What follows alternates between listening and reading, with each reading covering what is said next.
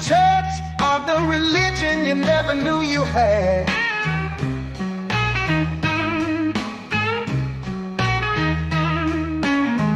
Welcome to the place unknown, religion seated when you were grown.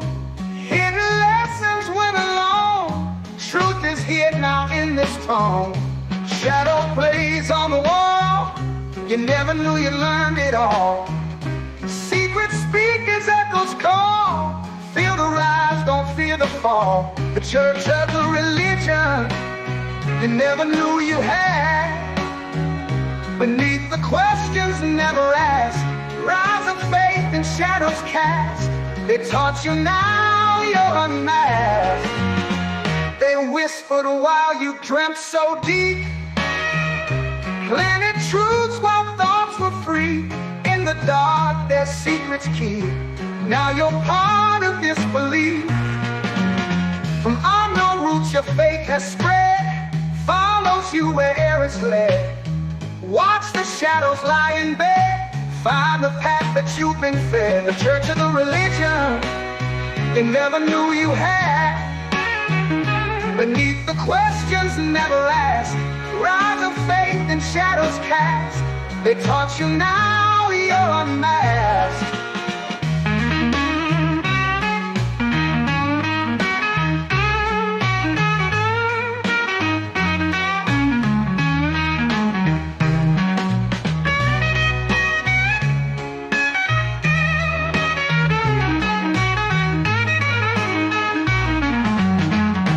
Whispered while you dreamt so deep, planted truths while thoughts were free.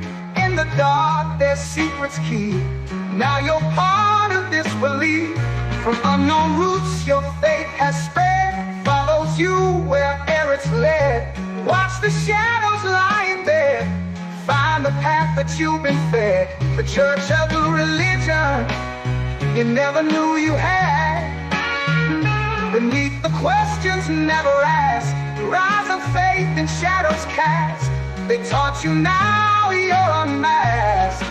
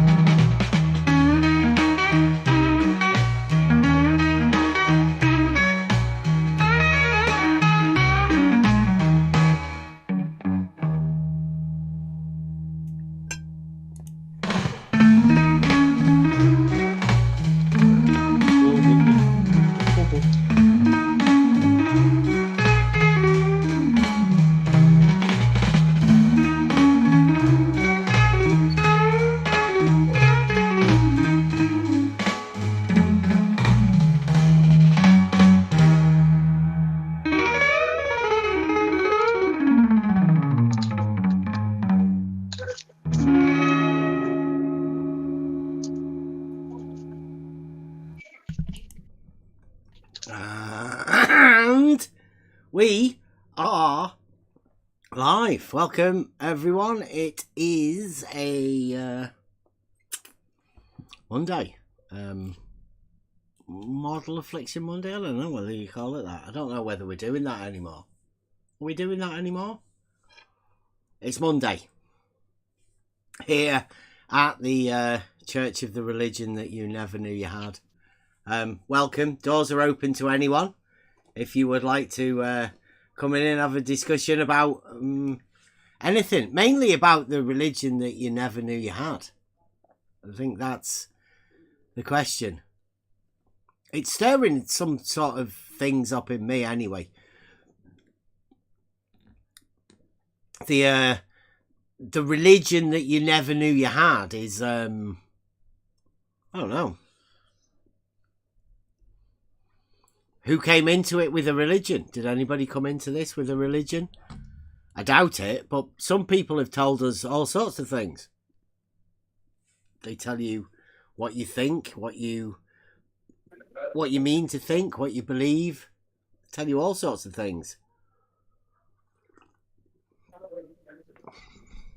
I mean, everybody knows that they have a religion if they have a religion, but what about the religion that you never knew you had? Ever given that a thought?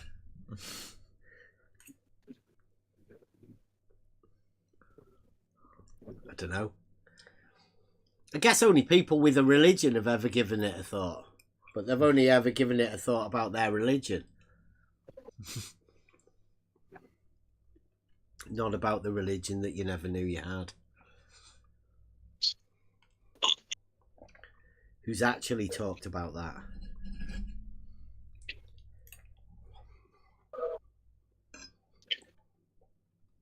It's a tricky conversation, isn't it? Is there any religious people in here? Do we have any? I doubt it.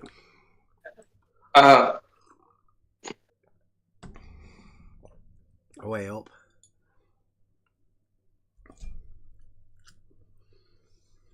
Man.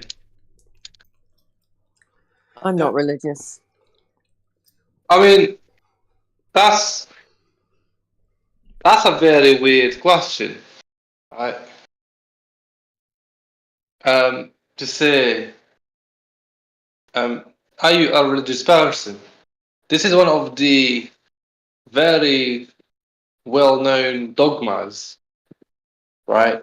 Some people would not choose the word religious, but instead they would rather go for spiritual when they're actually both the same. How would you address this, Ben? Well, that's the whole point of the religion that you never knew you had. I mean, some people call themselves religious, maybe not. Maybe... It was my understanding when I first came into this, right? Because I started on Twitter. And there was a lot of atheism, let's say, going on. And there was a lot of, religion bashing, let's say. And no doubt it still goes on, on those Twitter things. So it was my understanding that this globe thing that people had, that, they were against flat earthers, it seemed, because the flat earthers had a religion.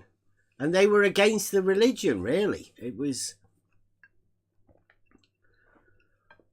And I never really understood it or what was going on, but there does seem to be a pushback against, let's call it Christianity, by the religious. But I mean, I don't know, by the atheists. I don't know whether they're attacking these old religions or whether they, they consider all religions. But some people now, the religion that you never knew you had.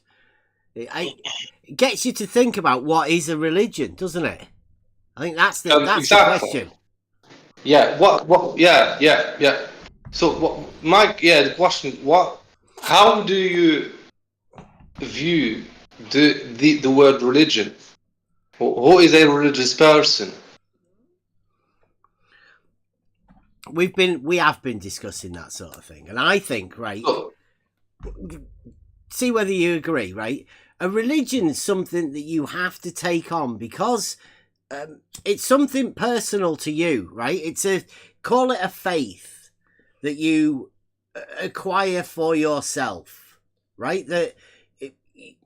There's sort of areas that you can't prove, that it doesn't lie within the bounds of science, right? So you are required to take a faith-based idea of it, and then you put that within your religion, right? So it gives you I don't know, like a hope or whatever, rather than things, because you can't know this. There's no proof for religion.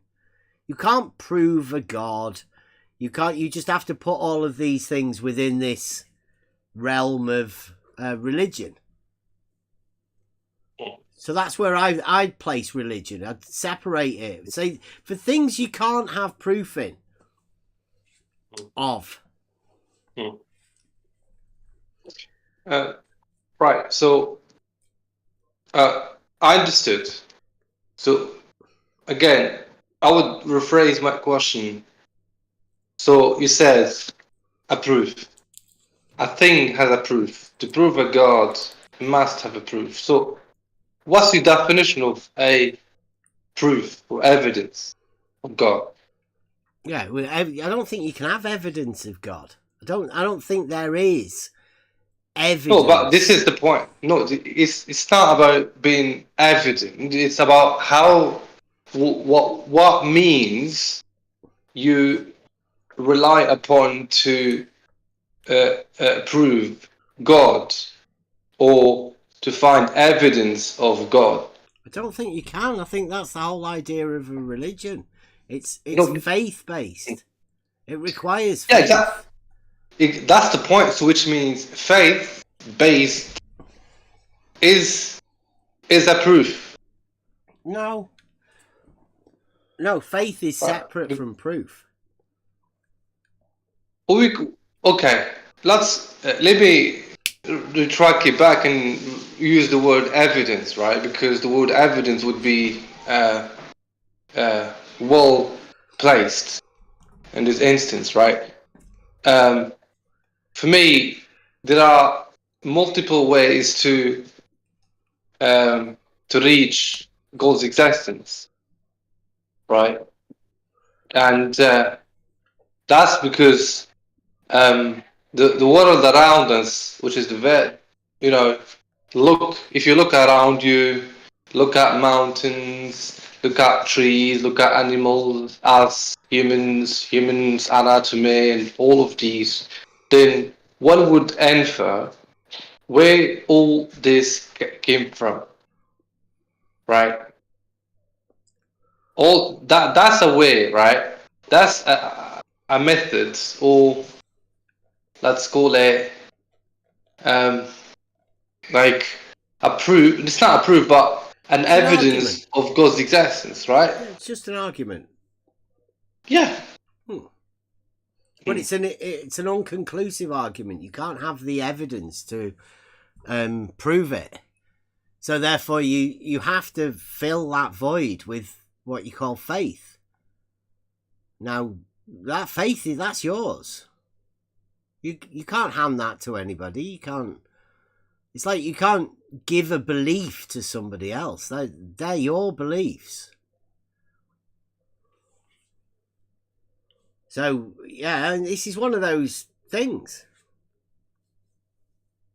Like, it's got me. The church of the religion that you never knew you had that's basically describing me. I came into this. I didn't have a religion.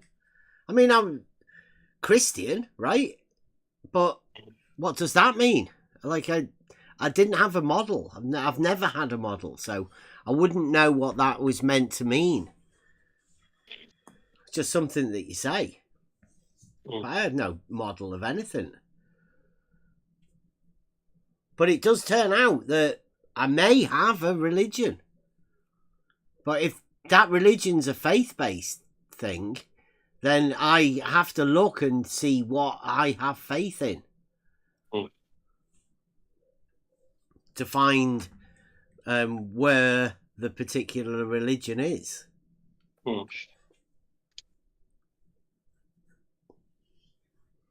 I mean, what does most people have faith in? I don't know. I don't think this is one of those things that I don't think you can hand off to other people. It's a personal thing, and for that reason, I don't think many people are ever going to want to actually explore it.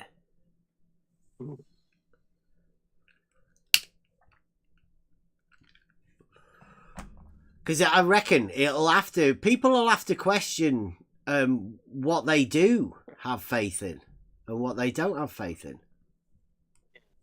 I don't know. I think I find it difficult. I don't particularly find it difficult because I can talk openly about these things. I think most other people would have to be confined by a religion that that they've already taken on.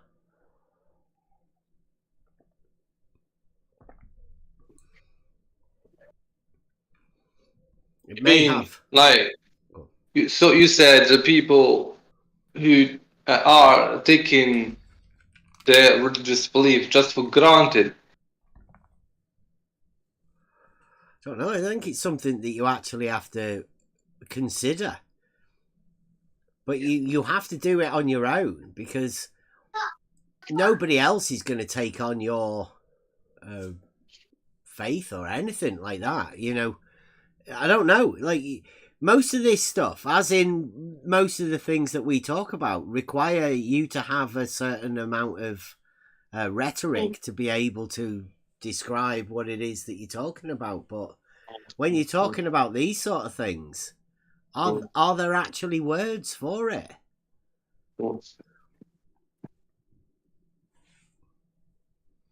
I don't know. It gets harder and harder for people to consider, I think.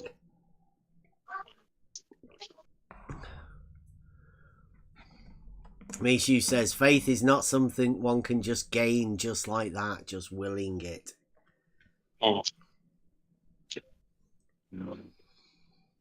No, it has to be considered, right? It has to be thoughtfully considered.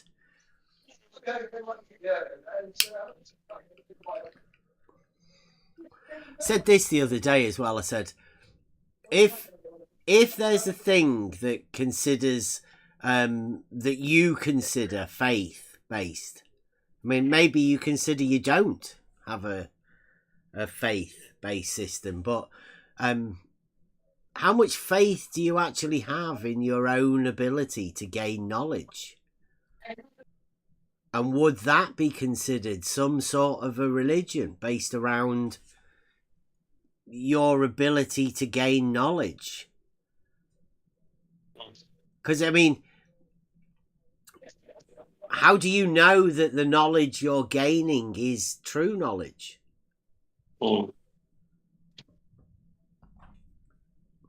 And do you actually consider how much faith you have within your own ability to reason?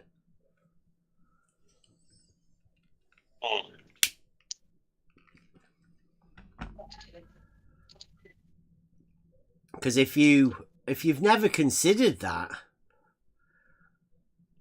how do you know that your faculties are in order? How do you know that? I don't know. People have told me that I'm wrong, so I've had to question myself about, you know, the statements that I come out with. I'm not too sure about how many people have ever done that. Seems like there's another group of people who can quite readily tell people that they're wrong. I don't know how much they've considered whether they are actually correct in the first place. Yeah.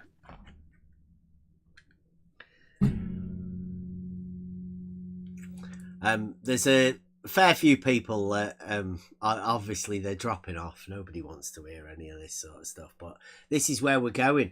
The audience that we did have, obviously, they're not interested in that. They're interested in a completely different argument, circular argument that's been going on for ages.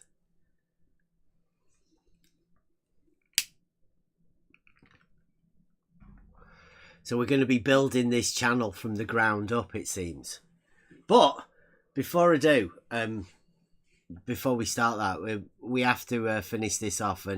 And today we have sorted out a debate for Saturday.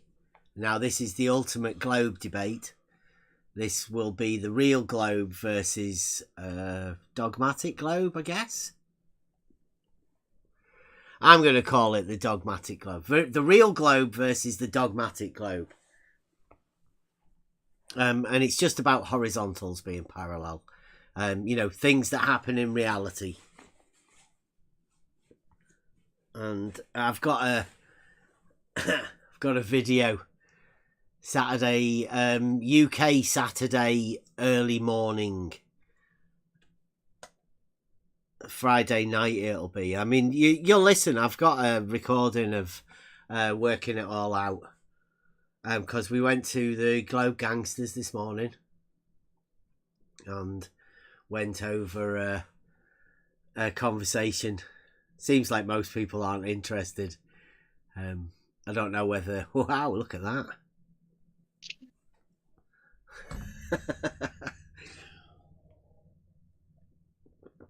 So, seeing as nobody's interested in this, I'm going to put the recording on of a thing that I recorded this morning. It's for you guys. I think it's the religion thing people are being put off by. I don't know whether they can handle, you know, true religion sort of talk, or whether you just want to talk about books and stuff. Real conversations. If you do want to come in, the Discord's open. You guys, if you want to, can you jump in on the Discord? I'm going to play a video from this morning, a conversation that we had this morning, for what it's worth. Yeah, alright, so obviously if anybody wants to speak up in the Discord, feel free to do so. I'm gonna play this thing.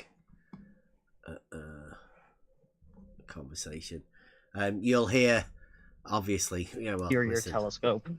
there's a lot of telescope stuff.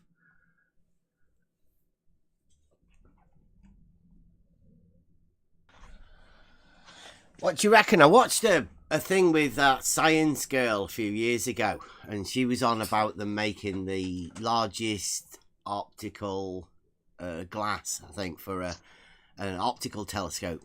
It was going to go in Hawaii somewhere.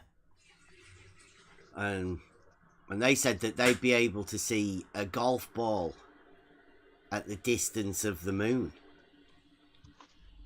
I think they must have the surface.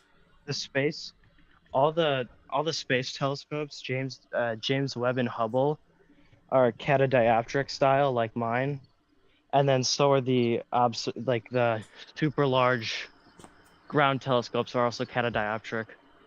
Yeah, this one they were showing you them.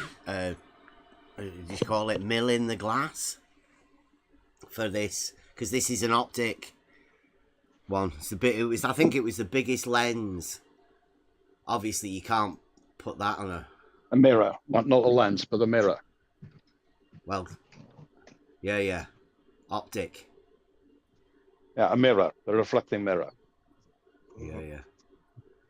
So they'd be able to see a golf ball the biggest one at the distance of the moon. I don't know what the resolution is, but claiming. Right, Bev.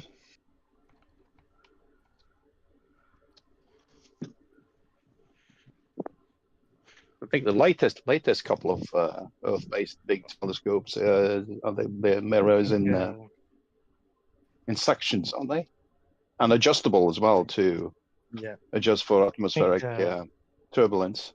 I think Bev might be over exaggerating. I don't think seeing a golf ball from at the distance of the moon is possible from Earth. No way. You would need a telescope as big as Earth or larger. That's what Thingy was saying though. How big is this golf ball? Well, maybe you could give us a citation for that.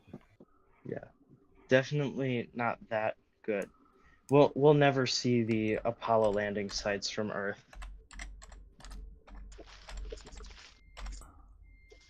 Just because they're way too small and way too far away. Can you hear me typing?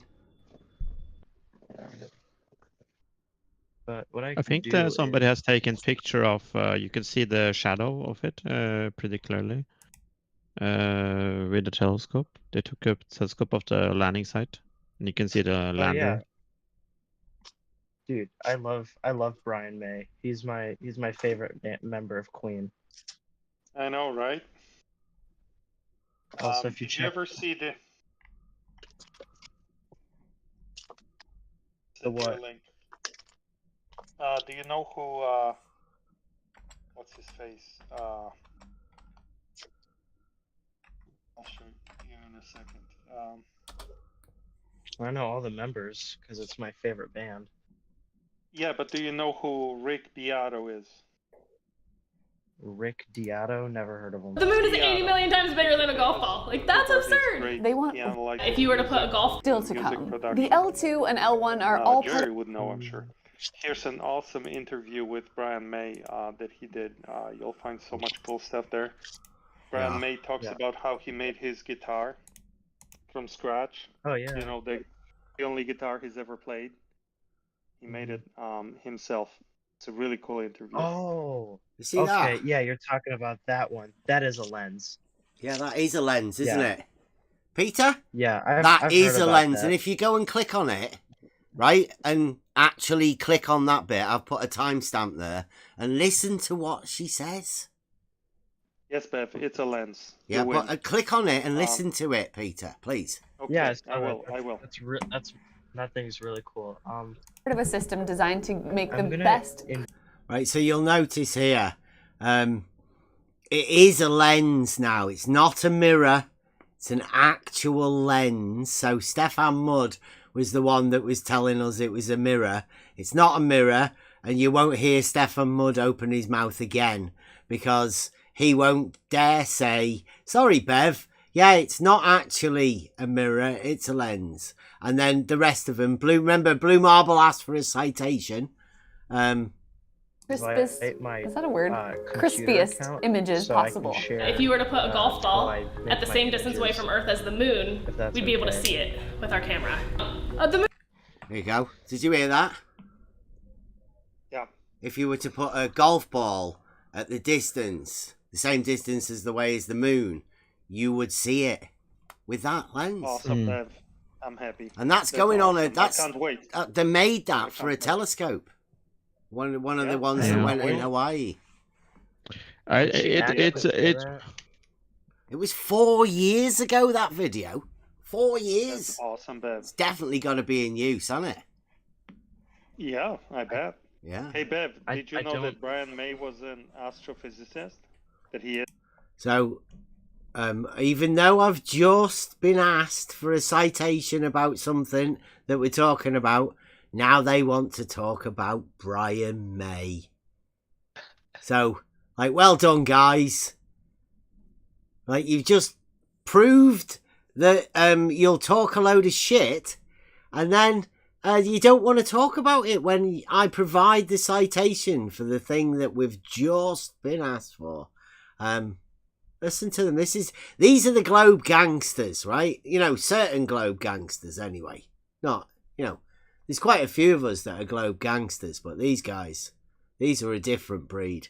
He kind of hand waved that as if he'd said, did you know that, Bev? Oh, the earth is flat or something.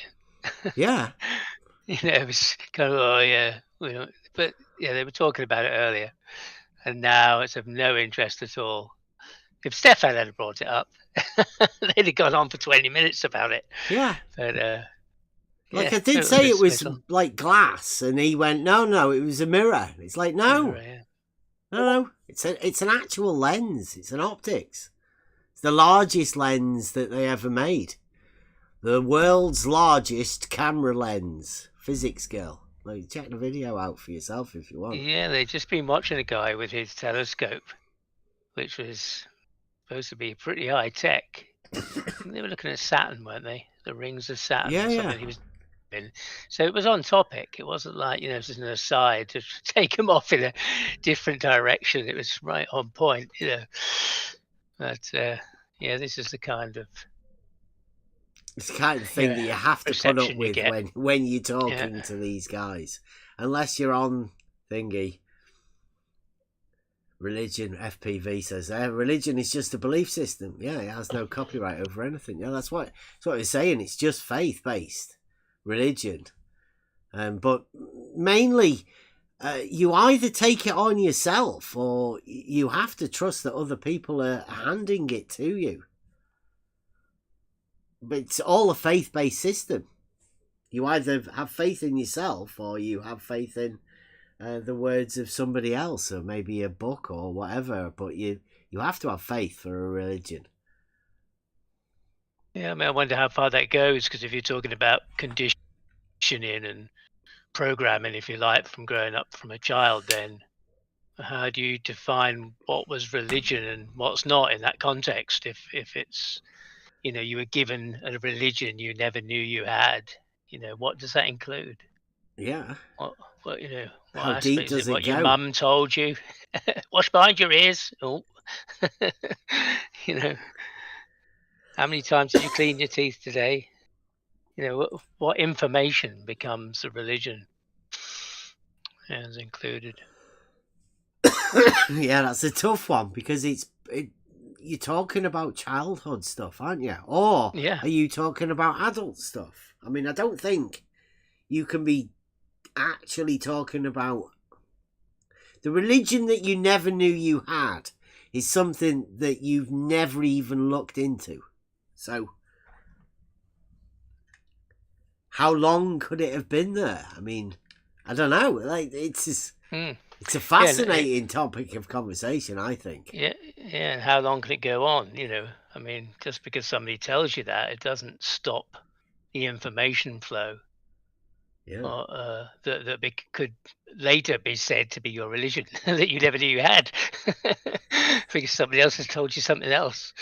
Could you say that to an atheist? I mean, is the religion that you never knew you had available to atheists? Or have they actually thought about it? I mean, I don't... Yeah. It's questions that I've had to ask myself. All of these questions now that come about, they're generated from topics that we hear. Most of this stuff you never think about. Until somebody makes you think about them. Well, I mean, it's different if somebody's posing the question, do you think, that you were given a religion, I mean, a set of beliefs, that gave you a whole construct, you never realized you'd been given it, then saying it's not the one you've been told, but here's another one that it is. That's kind of like, the person telling you, have they come to terms with the religion that they were given, that they never knew they had?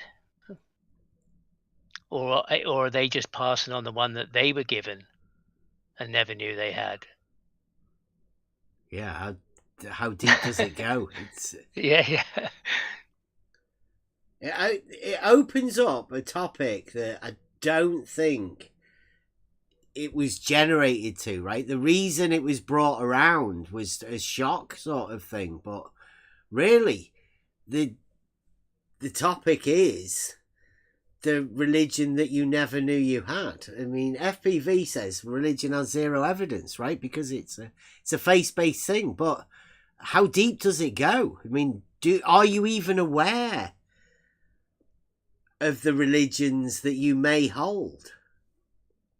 Like I said, like if you ask yourself the question, how much faith do you have in your ability to gain knowledge? Then could that faith-based system be classed as a religion? Because I mean, yeah, you've got logic, right? You've got logic and the system of logic that you can place together that gives you proof. But how much faith do you have in your ability to put this logic together to come up with the correct outcome? I mean, what happens if somebody says no? No, that's not right. Does your faith see you through with that logic system for you to continue with the proof?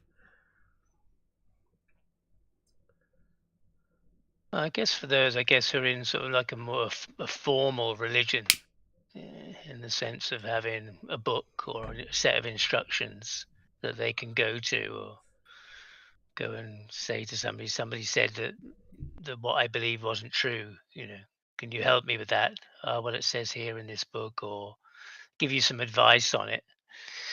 And maybe, there's some structure that you can lean on.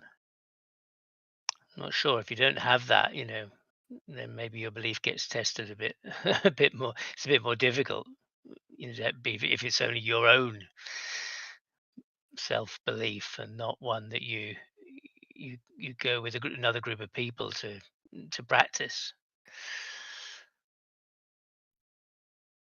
Yeah, it's an odd question because it's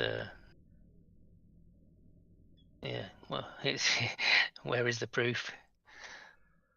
I guess that's the question for a lot of people that sort of throws that up.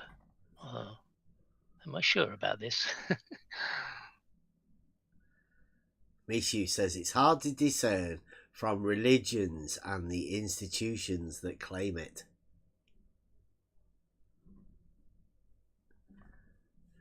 That's true as well.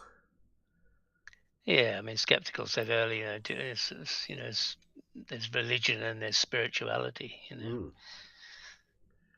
Well, must one have an institution behind the faith that one has? That's another question, right? Yeah, that's in all of this. what I'd be saying. Do you need an institution? I'd say like no. The Catholic Church, right? I would say no as well. Yeah. Yeah, I think that's you sold can, to a lot of people. but do you have to? Yeah. Sorry. Yeah. No. Sorry, it was me. Yeah, I mean that seems to be the religion, if you like, of how you take on a religion. Right. It's the structure of what we're told or what we see around us and mirror. Whether you follow along with it or you step outside of that's another thing. But personally, I don't think you need that structure. For me, I don't feel that. Well, a lot of people do, and they feel maybe that's their way because they don't know another way. There isn't, they're maybe not shown another way that doesn't have that you have to conform to. A structure, a body. But that is the religion that they did know they had. Right. That's the religion that they've chose for themselves, or they've been given. Right. Yeah. What we're talking about here is that's different than different than what I think you're talking about, Bev, which is the religion that you didn't know that you had. Yeah, I mean, like, could you class a religion that your parents gave you as a religion that you didn't know you had, or would you class that as a religion that your parents had taught you, like just a hereditary religion type thing? No, you knew you were. Well, I'll speak for myself. Like I knew I was given that. Yeah. Right. Yeah. So that's different, isn't it? Then. Yes. So for me, it's definitely different. But it takes a lot of introspection and I think a level of humility to ask yourself, like, what faiths do I actually hold? Not necessarily a faith like Christianity or Muslim or, Buddhism or anything that normally people associate with faith. But like the things which you cannot know, but which you entertain in your mind, that you actually believe in, that you can actually say that you believe, right? Rather than that you actually know, which is we talked about before, two different things. Yeah, there's a lot of times. I mean, I've probably said it myself, right? I try not to have beliefs. I try to have knowings, but as that goes, you have to have some sort of a belief. You have to have some sort of a faith at the background of it all, because you can't start with proof. That's not the way these systems work, or I don't know. Do you? That's one of the questions I think. I've had to ask myself that. Within the structure of, your knowing, or maybe even call it a belief system, right? You have to have this idea that there are axioms, because not everything can be proved. I mean, you'll go back that if you go back into the history of mathematics or whatever, there's a part where you say not everything can be proved. So we have to start off with these self-evident truths called axioms. Now, unless you've actually looked into the foundations of mathematics and logic. I don't know whether that's a concept, or would you consider that the religion that you never knew you had, right? If you've never looked into it, there has to be an underlying structure of that to start off with. Yeah, I think it can be. I think, if those things confirm a truth to you, it might be sort of abstract, or like geometry.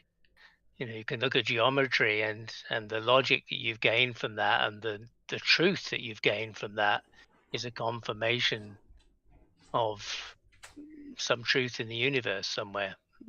Some of that maybe you can't prove. I mean, you could prove the geometry, but the other stuff that comes from that.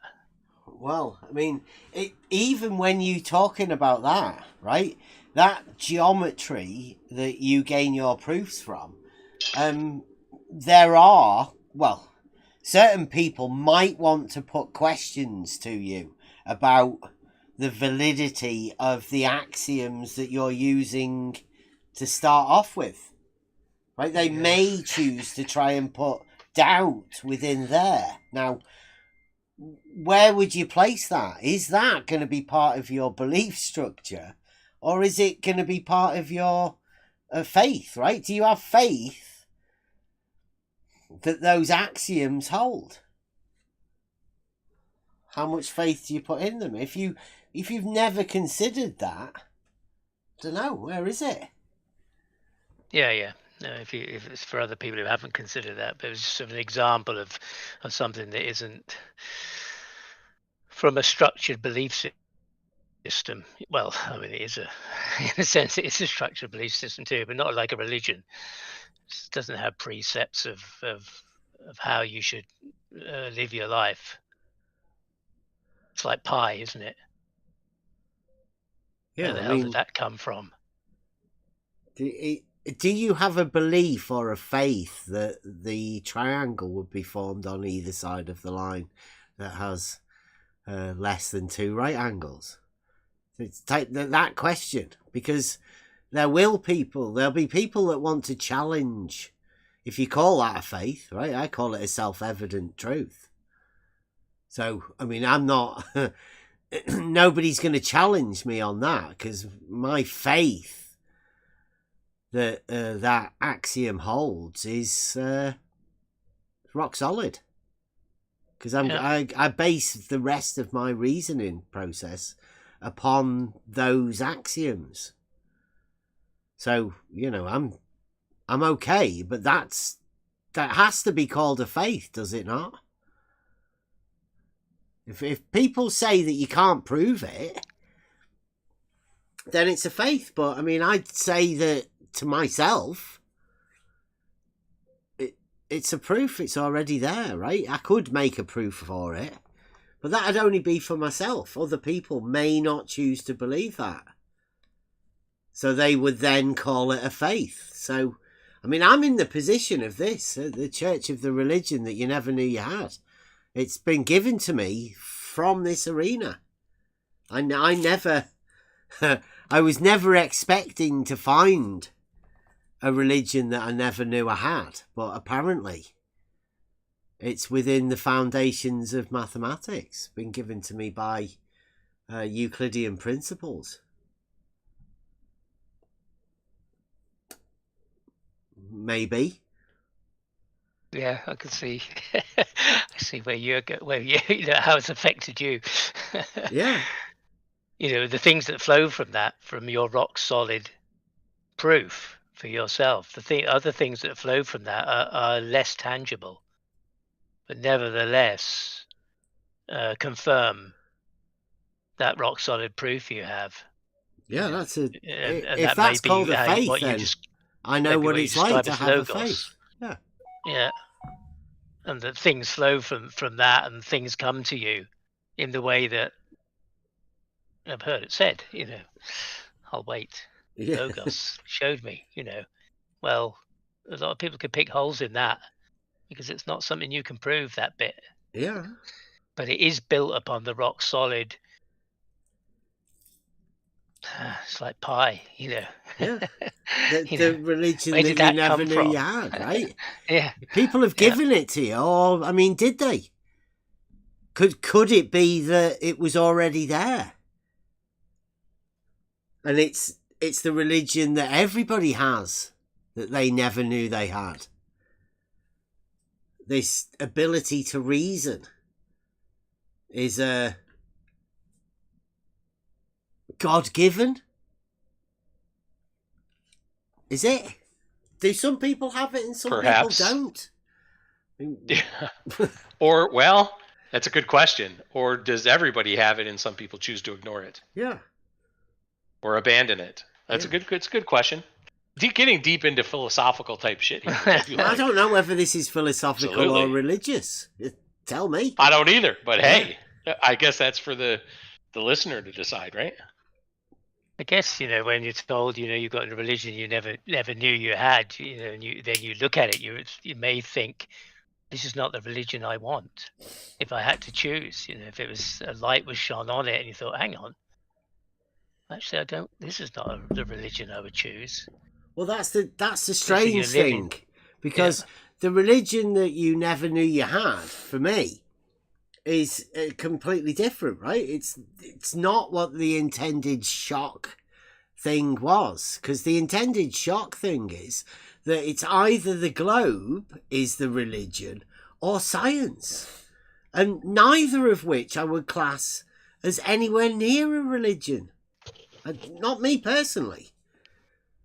But through the words, there comes a deeper meaning, right? So the nonsense, I've learned to see through the nonsense, to just take the words as they're spoken. So the church of the religion that you never knew you had it may mean something completely different.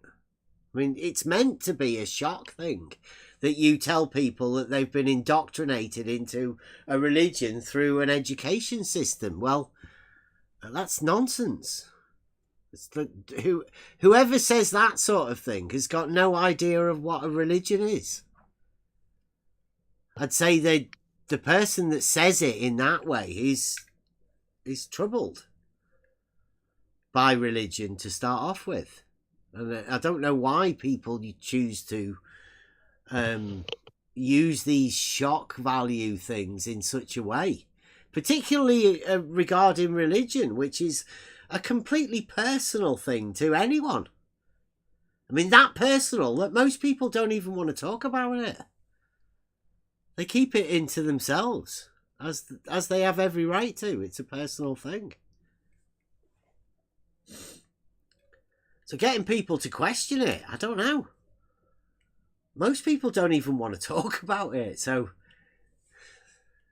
I don't know. Maybe it's a youth thing.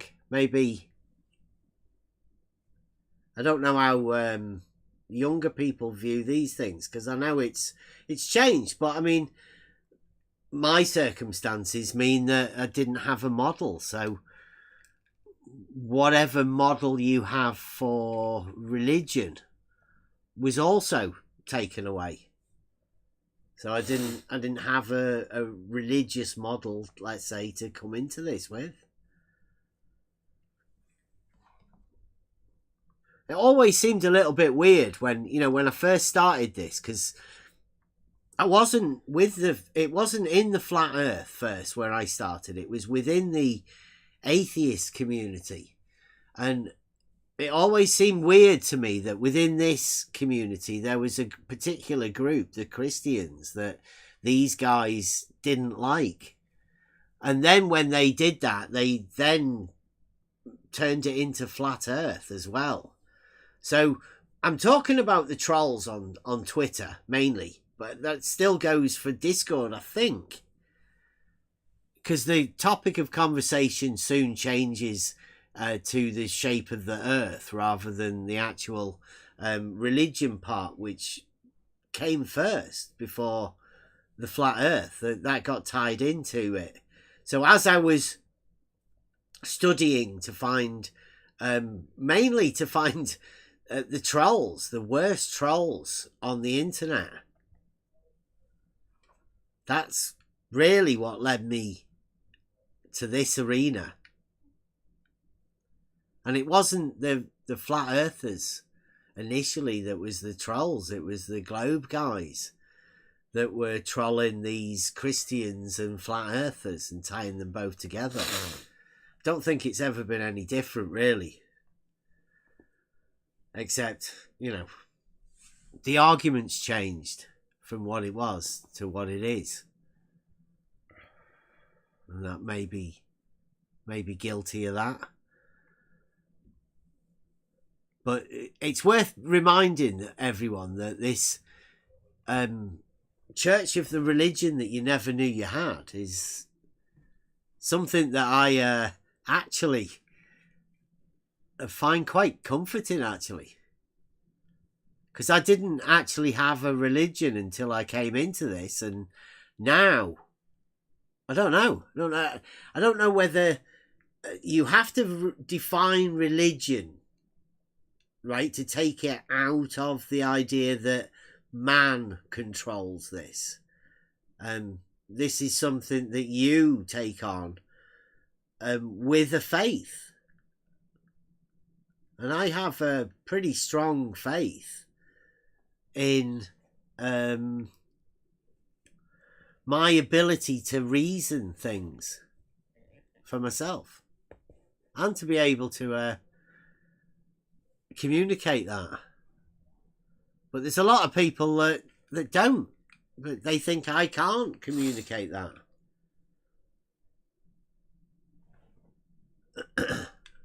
Yeah, I guess, it's defining religion.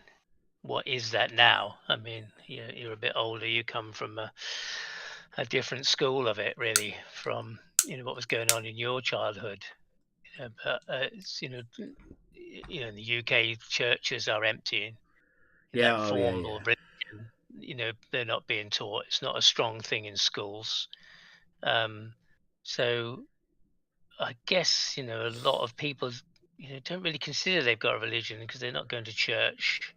They're not going to to a church or a place to worship or pray or even think about not thinking. But it seems to be less and less. So for me, I kind of feel like the religion is in other things. It's like a media thing or a Game Boy or a PlayStation or distraction, material things. Seems like that has become the thing that people focus on and worship, if you like, the thing they give attention to, the thing that defines their movement, what inspires them to get a job, to earn some money, and not so much that a formal religion of something that's centered on God or a creator or anything like that, So maybe when they're being asked about this religion, they don't. There's a few. If we're talking about Oakley, and when he talks to people like that, there's a few who do say, "Oh no, I'm a Muslim or I'm a Jehovah's Witness." A few, but there's not many. The majority don't say that. What are you talking about? They don't say, "What do you mean? I'm a Christian." How come? What do you mean? You only get to see the ones that he puts out. I mean, come on. There's got to be loads of people that say, fuck off. I just get rid of him. That's ridiculous. Most people aren't really wanting to talk about religion, so I don't know. They're only 3-minute conversations now. There can't be many. He's got to sit on there for hours. But I think the conversation's fascinating to have, right? Because, like Elderberry was saying, I think if one entertains what the normal idea of a religion is, right? It's maybe one would describe it as a faith-based system where there's I like what you said, Elderberry, that there's instructions or there's some sort of way to guide your life. But there's also this idea of fellowship, right? You go someplace, you interact with other people that are supposedly like-minded, right? To interact in your faith. Yeah. Right. And that's a religion, right? But I don't think that, some of these places in the Discord servers, including our own, is much different than that in a lot of ways. I think you just need to look at it with the emotion out of it, especially if you don't look fondly upon institutionalized religions, which I don't, right? I think many people don't. And just look at it from a human perspective and say, what is it that, because when Bev and I were talking about this earlier today, I'm like, yeah, like, what is it that I actually, besides, because I do have a faith that, people would normally associate with a faith, but what are the other things that I have faith in that I wouldn't normally associate with the faith that I've willingly taken on? And that's an intriguing thing to think about to me. I mean, it's fascinating. Other people and might not think so, but it does at least open one's mind to, what am I actually having faith about, or see that I have faith in and belief in, and could that be shook, right? Is it possible for that to be shook in any way? And fair enough if it can't. Yeah, I get that. That sounds right. Yeah. I mean, to me, this is a new topic of conversation, right? And like, luckily, you guys, you know what I'm like, right? So whenever I say things, you're like, I can talk to you guys and it's all right. But I can see why people get upset at being asked these questions, because these questions can challenge your faith. Maybe even a faith that you never knew that you had. Some sort of religion that you never knew you had might suddenly get challenged. And then you have to deal with that faith being challenged and you questioning whether it was a faith in the first place, all at the same time. Yeah, is it any wonder someone might get upset? Yeah. Yeah. Just triggered even. Cog this, yeah, just like mind sort of blown, don't know what's going on. Right. So it's better to have these conversations and just sort of get the conversation going, really, I think, because at some point, well, I say that, if I'm asking myself the questions, I'm thinking, why not? Why not voice them out loud? Because most of these things are that, like most of the conversations that we have, it's just me thinking out loud, asking questions that I'm asking myself, thinking, now, well, that's quite an intriguing question to ask yourself. Maybe you've never done that before. Putting pieces together, isn't that? Because that's what I'm now basing my faith upon my ability to logic. To put these pieces together, the reasoning process. And hopefully I'm going to have the rhetoric to be able to explain where I'm piecing these bits together. So, Bev, I don't know if you've been paying attention to the YouTube chat, but Lamel a little while ago asked a good question. Is self-evidence a belief? Exactly. It's a really good question. Yeah. It's like they say that there is axiom 10 that we have. Axiom 12, or, whatever you want to call it. They call it the parallel postulate. But that's a misuse of the actual thing. It makes you already consider the one part that isn't mentioned within it. It's an enthymeme within the thing. So can you prove it? I'd say yes, I can. But other people would say no, you can't. And they'll tell you stories about how you can't, but I don't know. Do you think you can? I don't know. That's what it is, isn't it? Yeah. I have faith in my ability to reason how that is self-evident. Other but people the fact say that not. but the fact that it is self-evident doesn't necessarily mean that in and of itself is a faith, right? Yeah. Because as you said, you can use a reductio ad absurdum to prove an axiom, or you should be able to. Yeah, if it's self-evident, then of course it's provable. I mean, I would think it'd be ridiculous to consider that something self-evident wasn't provable. You can't have a faith in a self-evident truth, because how do you know it's a truth if it's just a faith? I mean, it goes against it's antithetical, let's say. Truth is antithetical to faith. Yeah. But what you're saying is, for yourself, your ability to reason these things out does require a modicum of faith. Yeah. Like you have to believe the idea that you believe in yourself to be able to do that, right? The word belief is in there. Yeah, belief in my ability, not in myself, just in my my processing, the reasoning ability for me to put the pieces together. And hopefully, like I've tried to explain to you guys, I can put those pieces together and you can see the jigsaw being built. Hopefully.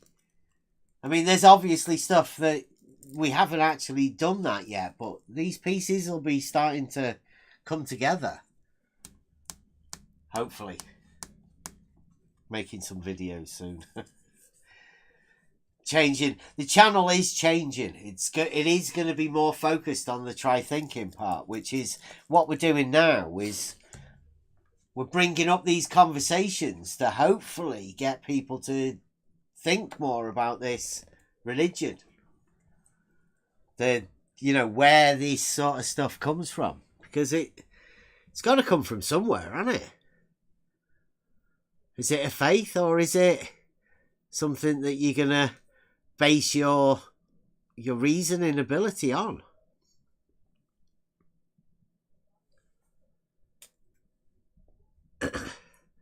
Are you guys using faith and belief interchangeably? Yeah, I would say it's the similar sort of thing. A faith is a stronger belief with intent, a purpose.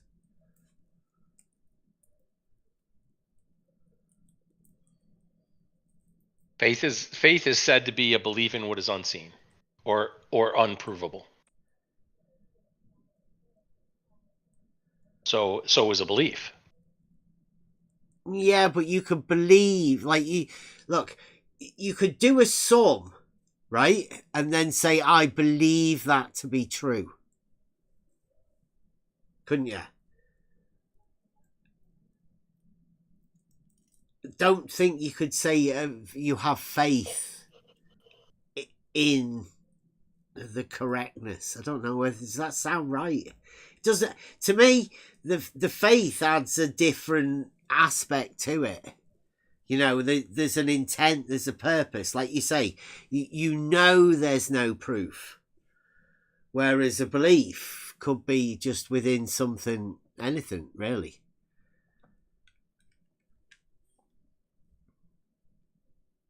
You could believe that a proof was correct. Whereas faith would be something without proof, right? You wouldn't be able to have faith in a proof. I think. I don't know. Yeah, I guess the arena makes you, make a firm line between belief and knowing. What do you know and what do you believe? And that's, outside of that, I say, you have some base precepts that are proofs to you, and then from that flows some things that confirm that. But I couldn't actually prove what was confirmed to me. It's just something that happened within my experience that confirms something to me, and that I believe in, and it's proof to me. But if you're asked to have to prove it in the limits of this arena, then that becomes very difficult.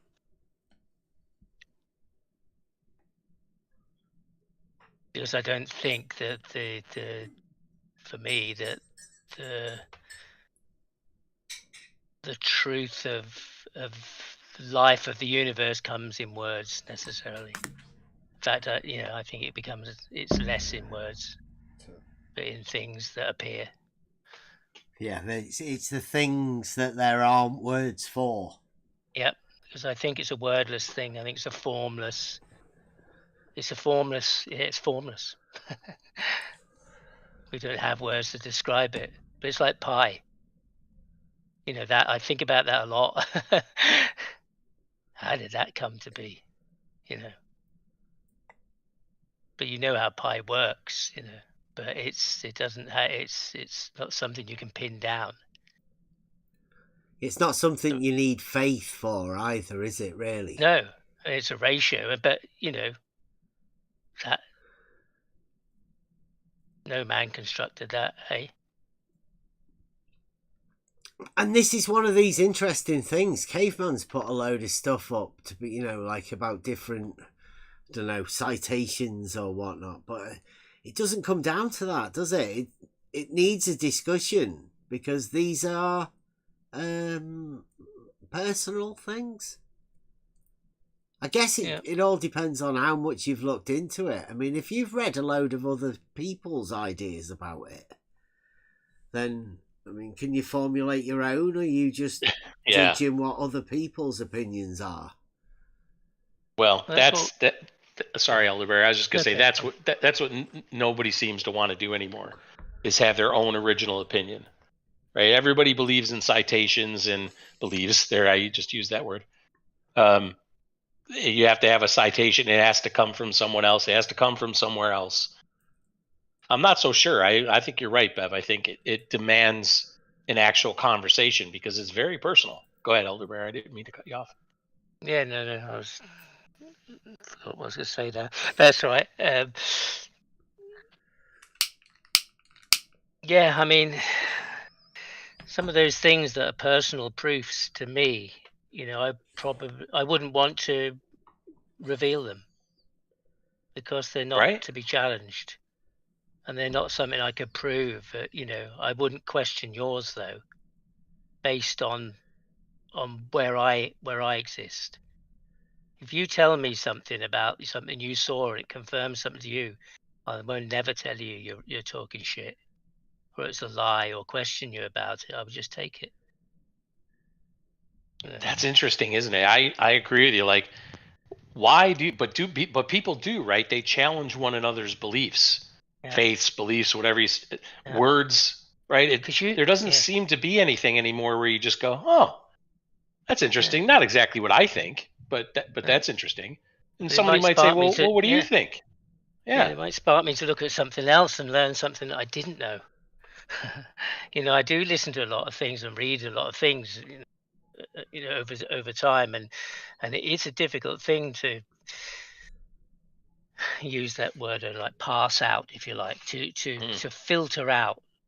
What do I know out of this? There's some things you can read or you hear, and there's something in it that goes ding. You just feel like, that's spot on. I don't know whether it's this reader that's made me, even question that kind of that sixth sense of something you feel is right. Yeah, I think that's what's been taken away from people. I think. Yeah.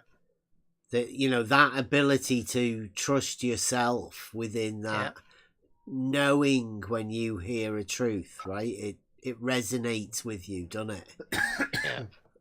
But there are some people who talk like I think, and I feel, and I exist, and then I feel like, they're the ones who have the same language as me, or at least in this area of things. Maybe not everything, but they'll know what I'm talking about. It's okay. We can talk about it there because they express a similar thing. And they might not always last very long. They're just parts of a journey, it feels. You hear some information, you share some things, you grow, and then something else grows out of it. A new a new seed of knowledge that grows, that you investigate, find out, add another piece of the jigsaw, put another piece Been together. doing it for years, and this is one of the best places to do it, right? Yeah. I mean, people say we're in an arena, right? But we're not. We're just on the internet. We're on Discord. Like, this is a massive... There's millions of Discord channels. There's millions of YouTube channels. There's videos and all sorts of stuff going out daily. We should, you know, I think we're thinking too small, really. But we're just doing exactly the same thing, right? We always ask people, how did you manage to get into this arena? Where did you, like, how did you find us here? Because I always think that this is a dark, dingy corner of the internet that they've put us in. It does seem like a really strange place for anybody to get into here. Yeah, it does. You're right. It does feel quite dark and a dead end in many ways. But it's far from that. that. Some knowledge to be gained here, some experience that has some value. I love it here, unless by I the way. find that that's an illusion, and that was all an illusion. I thought, you were fooled. And hopefully I find out, because otherwise I'm stuck in it, not knowing that I've been fooled. So, well, yeah, you gotta have faith in yourself, right? This is your ability to discern shit. That's what all of this is about. And nobody's trying to hide it from you. Like, everyone here wants people to be able to do that for themselves, because then they'll have the ability to see whether you're bullshitting or not. You won't have to be able to question it. You'll be able to know it for yourself, right? That's the ability that you gain from a logic, processing, the reasoning, putting pieces together. You get the ability to sort it all out for yourself.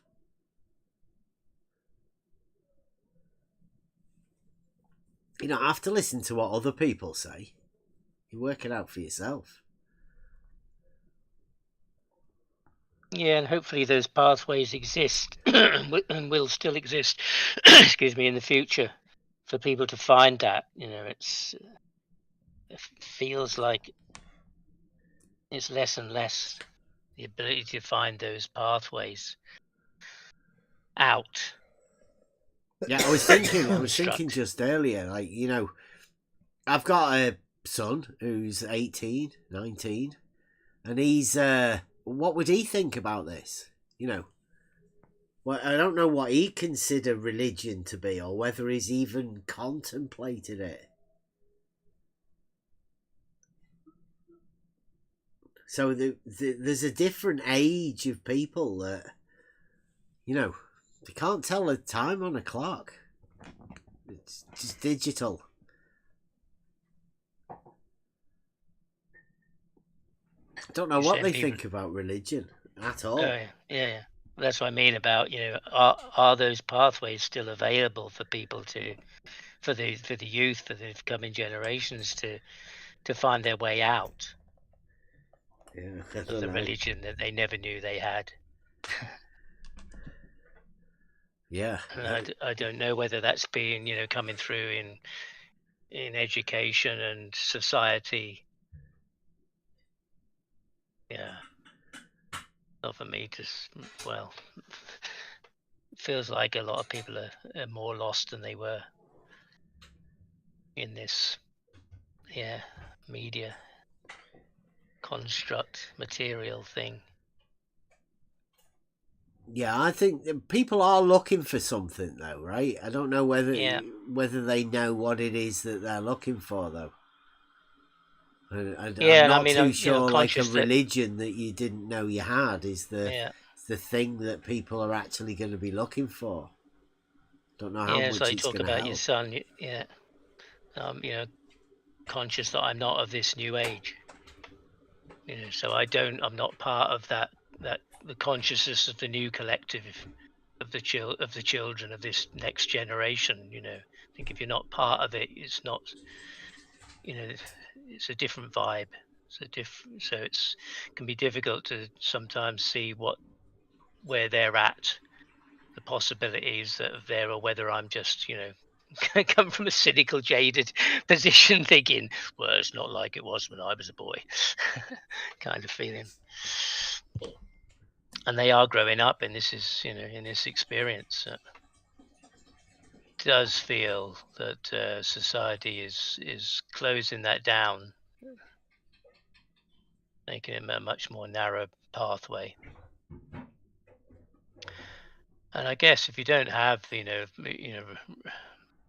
something like a religion, if you like, or something, those moral boundaries, those moral cues.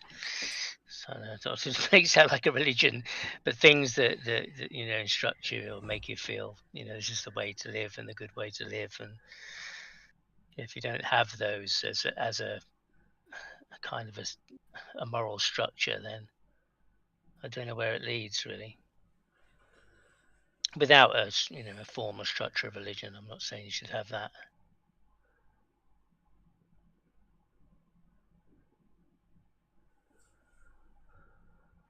But as we know, they're not really. There's no critical thinking being taught in schools. No logical process. So then what? If you don't have, an ability, a taught ability to discern right from wrong, the truth, will you be able to work out what's bullshit and what's not? I don't think so, and I think that's, to me, that's the plan, right? Well, yeah, it feels a bit dark to be saying that, and I know, presumptuous almost, because I'm not of this generation. I'm not of this conscious collective like my parents weren't of mine. And there are bits that they never could understand about mine because they weren't in it. And I'm conscious that I'm not part of that either. I came from somewhere else. Do you not see how it's similar, though, as you get older? Do you not see the similarities? Yeah. That they weren't part of what you thought you were part of, but now that you're a part, that your children are part of what you were a part of, but you are actually part of the same thing. You're just viewing it from different people at different ages, different wisdoms. Yeah, I mean, I try to be conscious. I guess we all do that. We want a better parent than our parents were, or be a little bit better, a bit different, a bit. I didn't really like that the way that was. Don't want to be like that. I don't know whether that's progress or development or not, really. But looking out, it feels like the world's a very, very different place, and it's not like, well, what's that motor car? We've only got horses. They'll never catch on those things. They're really noisy and smoky. They'll never catch on.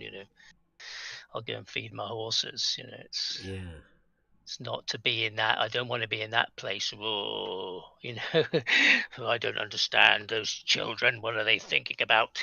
But when you have to say that, though, right? There's nothing new under the sun. Or are we talking about technology? I mean, is technology new, and is that worth, forgetting the other things? Because if you do say that there's nothing new under the sun, then you can only get better at that. But if then there becomes new stuff, then maybe you don't need to become better at that. To me, it's a matter of category, right? Because I think depending on how you categorize things, you might be able to get to state there's nothing new under the sun. I don't know. Like, you only have so many buckets to fill up, so If you do it, if you do that, then even the new things that are quote new unquote would be, oh, it's like this thing over there, so it goes in that bucket, so nothing new under the sun. I don't know. Yeah, I just think we're going through. We're traveling through it. I think doesn't everybody though travel to it. We only have our limited experience, right? To your point, both of you guys were talking about. It is different than when we were kids. It is maybe learning, how people learn, how they, if they critically think, how they critically think, those kinds of things. But it does seem to me, and again, this is only to me, that there's been a like with a lot of things, a rephrasing, a redefining of what it means to critically think. And I think today, at least I saw it with my children, now I'm seeing it with my grandchildren, that to critically think means to accept the religion that you never knew you had from somebody else. Yeah, can I give you an example? I've got it on the screen at the minute. This is physics in history. It says the Pythagorean theorem predates Pythagoras. It says, while Pythagoras is credited with the theorem, evidence from Babylonian clay tablets suggests that this mathematical principle was understood over 1,000 years before Pythagoras. This indicates that ancient civilizations had a grasp of geometric principles long before they were formalized by Greek mathematicians. Right now, that's the Pythagorean theorem. Ask anyone today, what's a Pythagorean theorem? And why is it a theorem? And you'll get blank faces. Yes, especially even if they've heard of the Pythagorean theorem. Some of them may have heard a squared plus b squared equals c squared, but I mean, they may have even done it. What does that mean? Like, why is it a still a theorem? Yeah, why is it a theorem? Yeah. So that goes to show that there's not an understanding that there was. Like, that says that there was this understanding thousands and thousands of years ago, but does that understanding still apply to today, or is it just a few people that are going to write it down? Was it a few people back then that wrote it down? I was just going to say, maybe it only was a few still back then. So I was thinking, if that painting of Aristotle and Plato, when he's surrounded by all those people, I don't know forget what building it is, that famous kind of picture. I was wondering, what kind of conversations were going on then, amongst the groups of people. Was it That's a bit like Discord? Symposium. Yeah, the symposium. Was it a bit like Discord in those days? Apparently rubbish. Yeah. Shut up. People discussing things. Yeah, exactly. You imagine Euclid coming through with Euclid's in there. But him coming through stuff today, trying to explain these principles, to people who wouldn't necessarily agree. Plato, Aristotle, just wandering around. As you say, where did he get them from? Because they existed, but they're not of him, are they? He just came across them. Yeah, he just wrote it down. He didn't invent them, Got credited to him because of the number trick that, supposedly. It occurred to him, and he described it. So, or maybe it wasn't him. Maybe somebody told him. Maybe he got it from somewhere else. I don't know. I like that. I like that, Kevin. I like that. Faith is positive. Belief is neutral. That's good. That was Mishu, yeah? That's interesting. Really interesting. Well done, Mishu. Lovely. Yeah.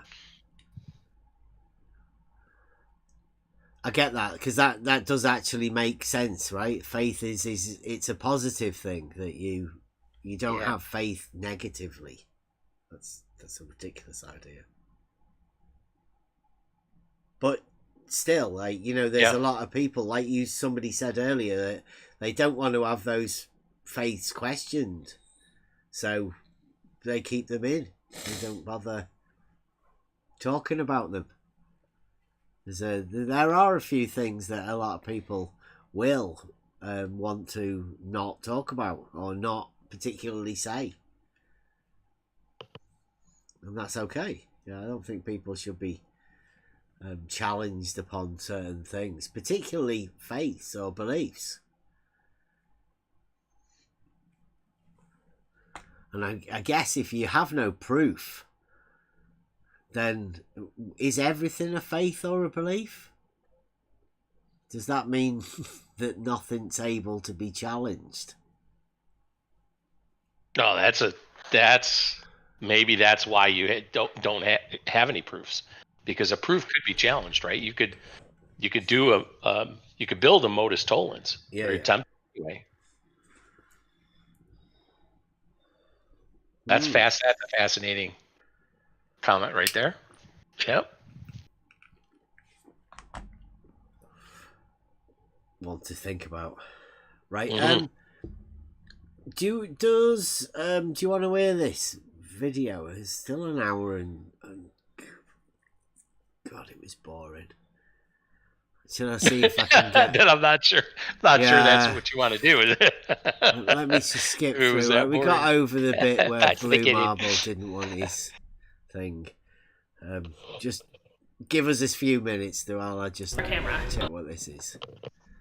I think they were still. I'll ask Alan if he knows. Alan or Shane, That's if they know. probably blocked by Alan. Oh, most definitely. But I can ask if they have his contact, and I can see if I can get him into contact. So you don't know him in any of these arenas? It's like like talking to Will Duffy. You'd have to do it on a Zoom call or something like that. Yeah. He's as far as I know. Although Dr. Bennett is the Aether Cosmology server. Doctor. He's one of the. He's a doctor. Is he allowed to keep his doctor role? Because that's not. Yes. As long as he stays away from schools, as long as he keeps away 1,000 yards away from a school, he can be a doctor.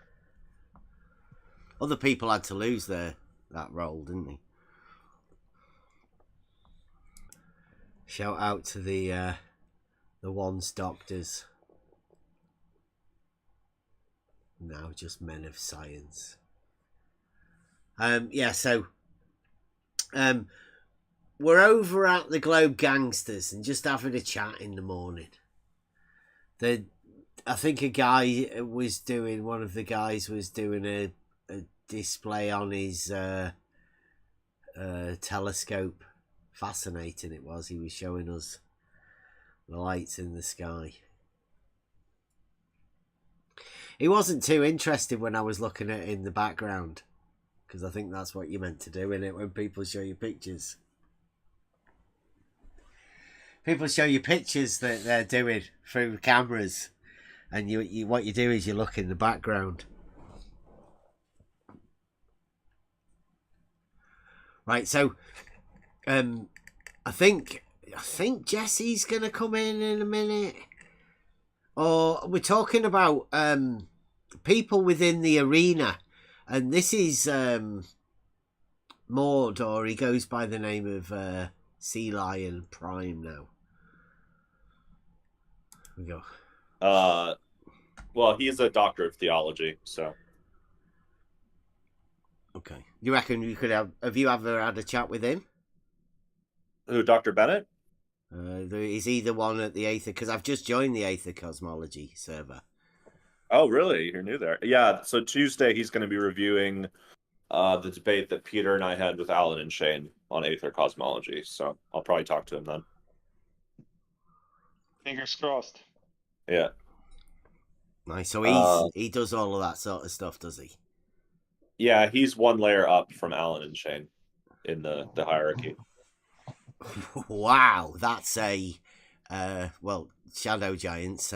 There's some lofty shadow giants that they're standing on the shoulders of. Oh, yeah. So the granddaddies of the Aether Boys are Ken Wheeler, who I don't think any of them are in contact with because he hates flat earthers. Robert Sungenis, who I'm not sure if he also has an issue with the flat earthers. and yeah, this guy Bennett, who is on their server and was supposed to be on MC Toon's show last week on Tuesday, but or the week before, I think actually, but he wasn't able to figure out how to get on the Zoom call. So, can anyone say it seems like a bit of a unhealthy interest in what the particular factions of Flat Earthers? He's got an interest with the Aether guys. That's Shane and interesting. Right.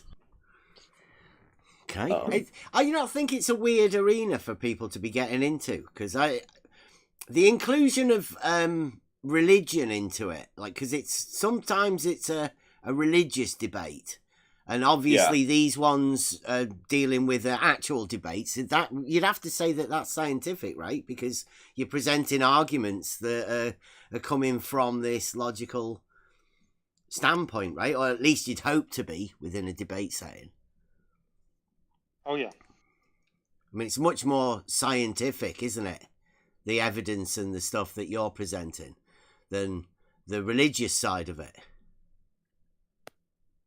Yeah. Well, they're deeply into that, but Bennett in particular has written quite a few unpublished papers on problems with relativity, supposed problems with relativity and like Aether models.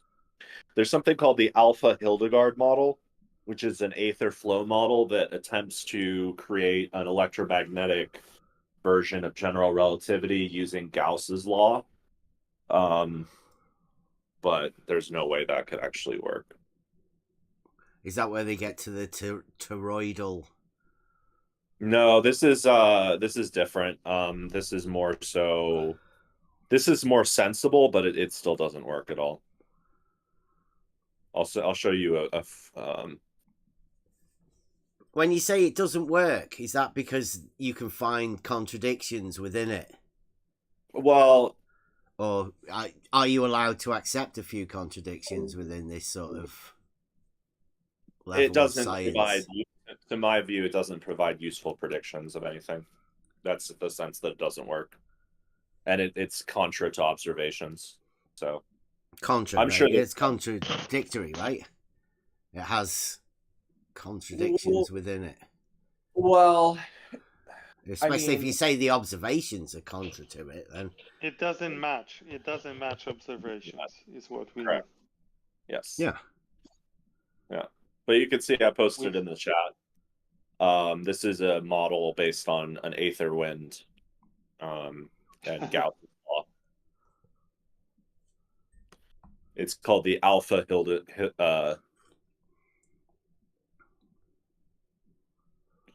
It's called the Alpha Hildegard model. This is a new script that Alan is working on that he just put up on his website. Nice. So looks like he's getting ready for the next bout. Yeah, he's still got R in there, hasn't he? I mean, that is Euclidean. Yeah. Isn't it? You can't escape the R. Yeah. Cannot escape the R. You can't change pi, as we say, or maybe. Well, we used to argue about that, Bev. I know. In the good old days. We've got the aforementioned expert, haven't we? Blue says you can change it.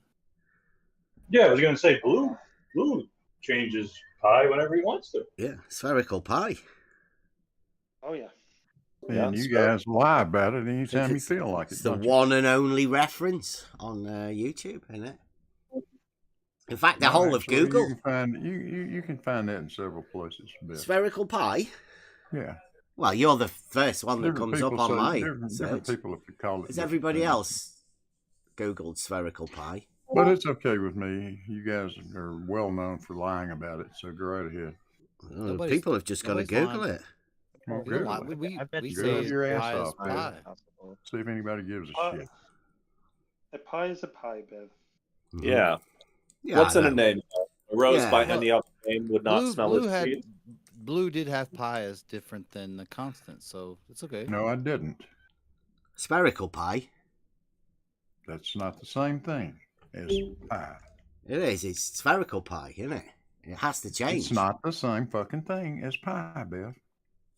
It's the relationship If it was, between I would have just called diameter it and the circumference. That's If it that's was, pie. I would have just simply called it pie, but I didn't. I gave it a name. I said, we'll call it spherical pie.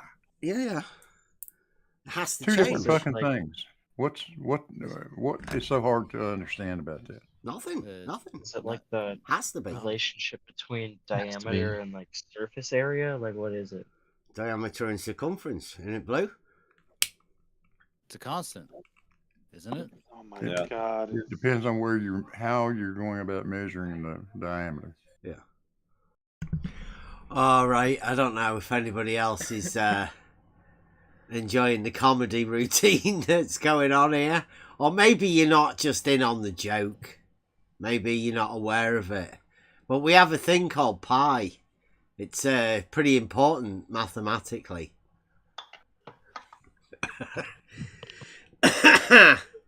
And blue marble is like, if you Google it, I mean, please Google spherical pie and let me know where it comes up. I mean, we're not bothered about spherical trigonometry, not as bothered about spherical coordinates. What we're specifically after is spherical pie. The first mention of actual spherical pie in the Google.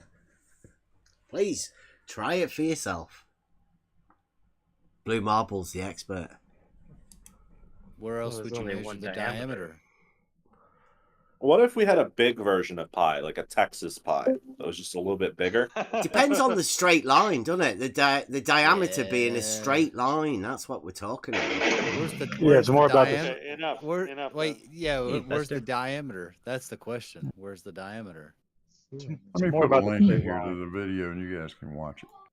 Yeah, where's the diameter, Blue? Yeah, get some more hits on that, Blue. Get yourself right up there at the top. Spherical pie master. Yeah, where's the diameter? Because that's one of the languages that we all have in common, isn't it? Mathematics. Oh, dear. No, except you, Bev. You think non-Euclidean geometry doesn't exist, so you are on a different planet, Bev. I think pi doesn't change. It's a constant, isn't it?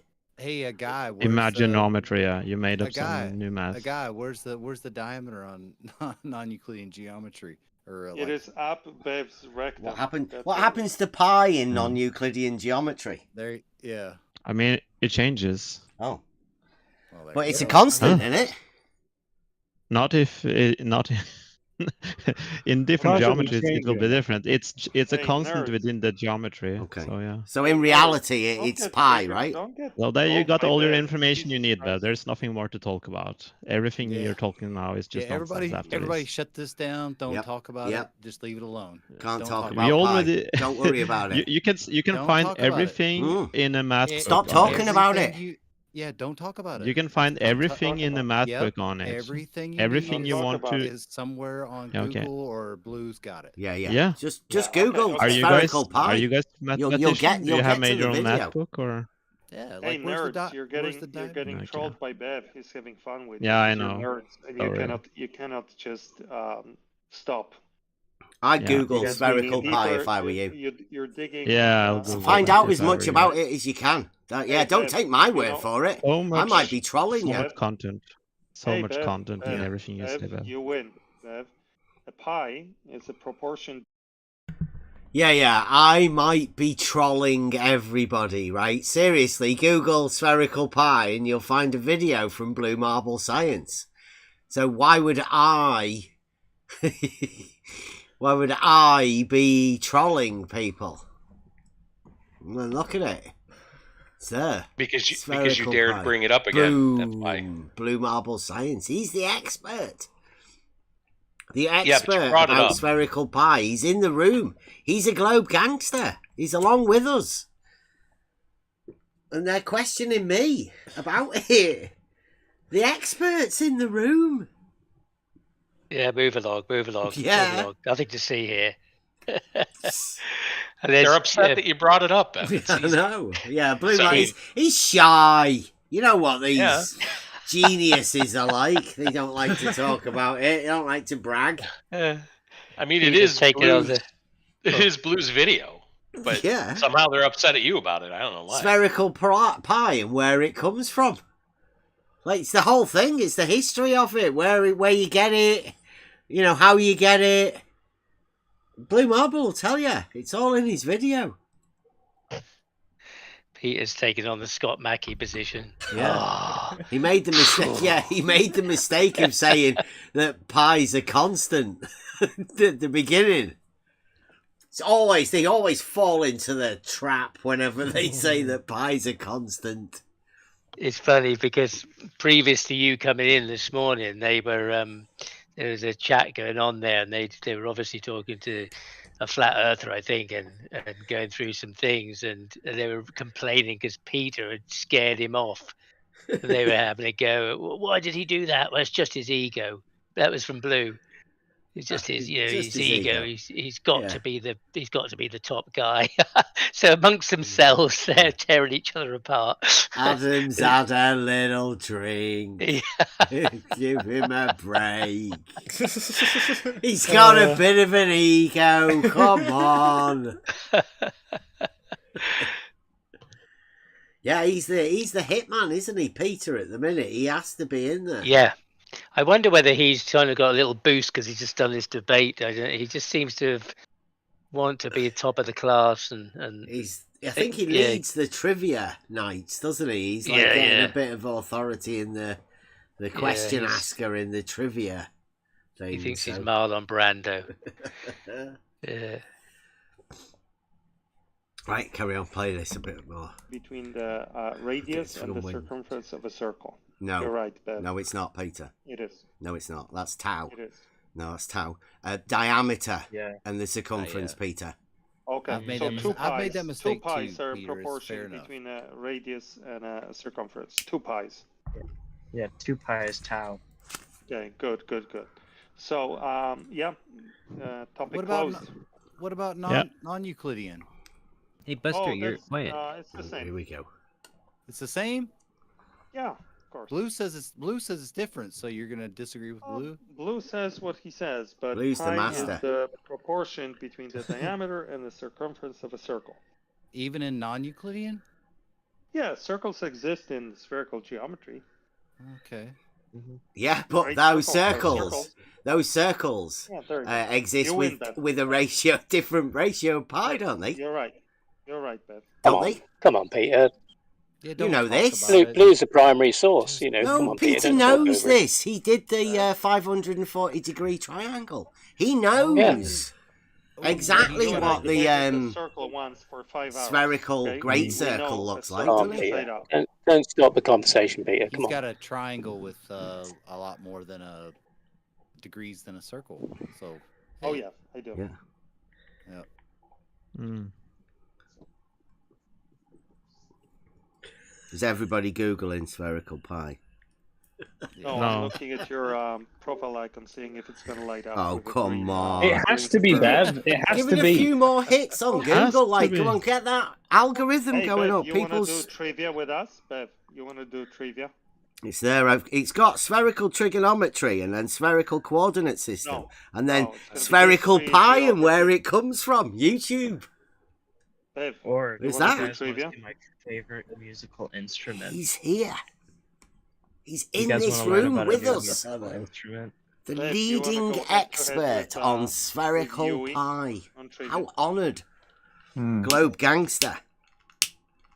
Hey, Bev, you want to do trivia? He's even in the YouTube chat right now. Listen to it. Or not me, okay? No, I'm saying when I Google it, it's like the fourth one. Spherical pi and where it comes from on Google. Yeah. Is that for everyone? Or just me?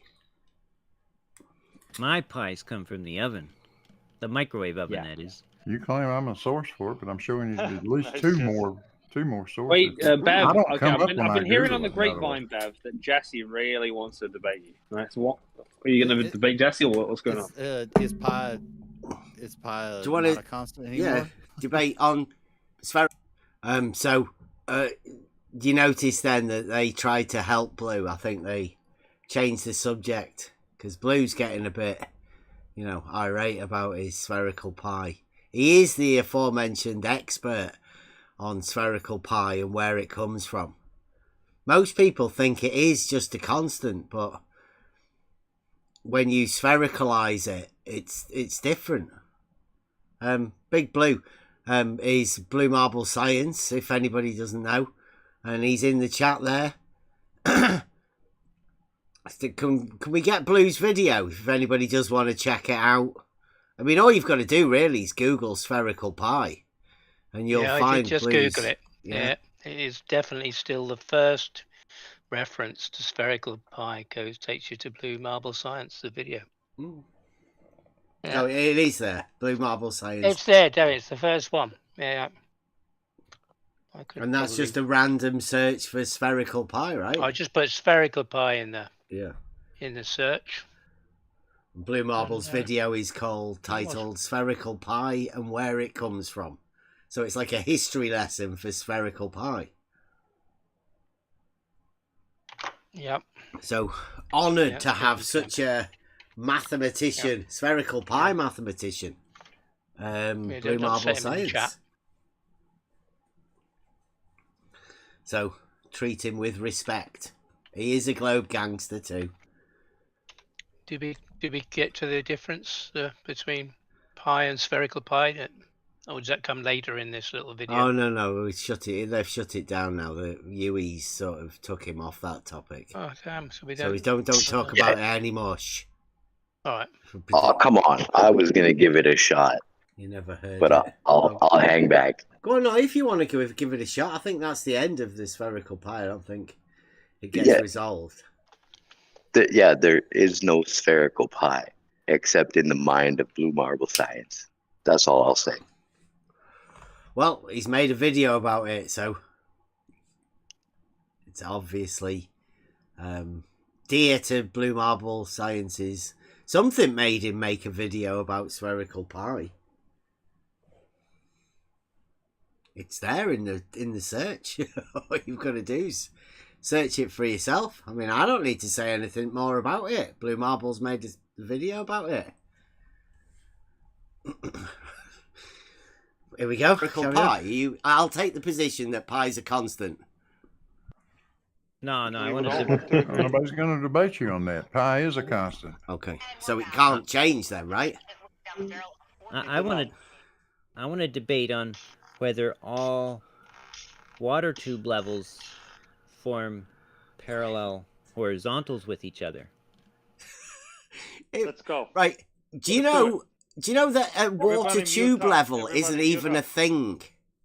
It's called a water level. Is Jesse serious?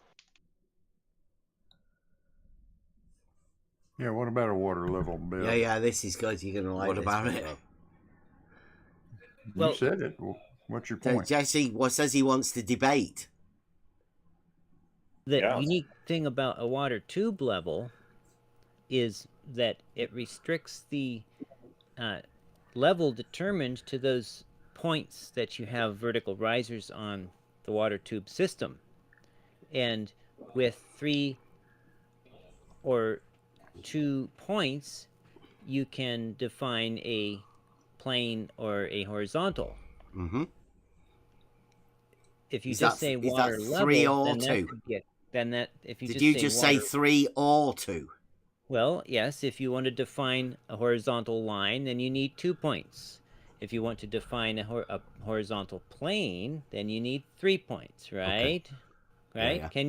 Yeah. Okay, good. So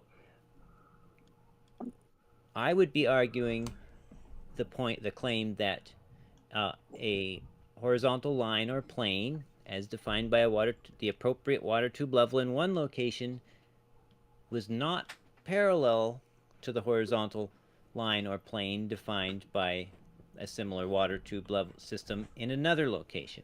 That would be my claim. 2 different bodies of water. Yes, sir. Both being horizontal.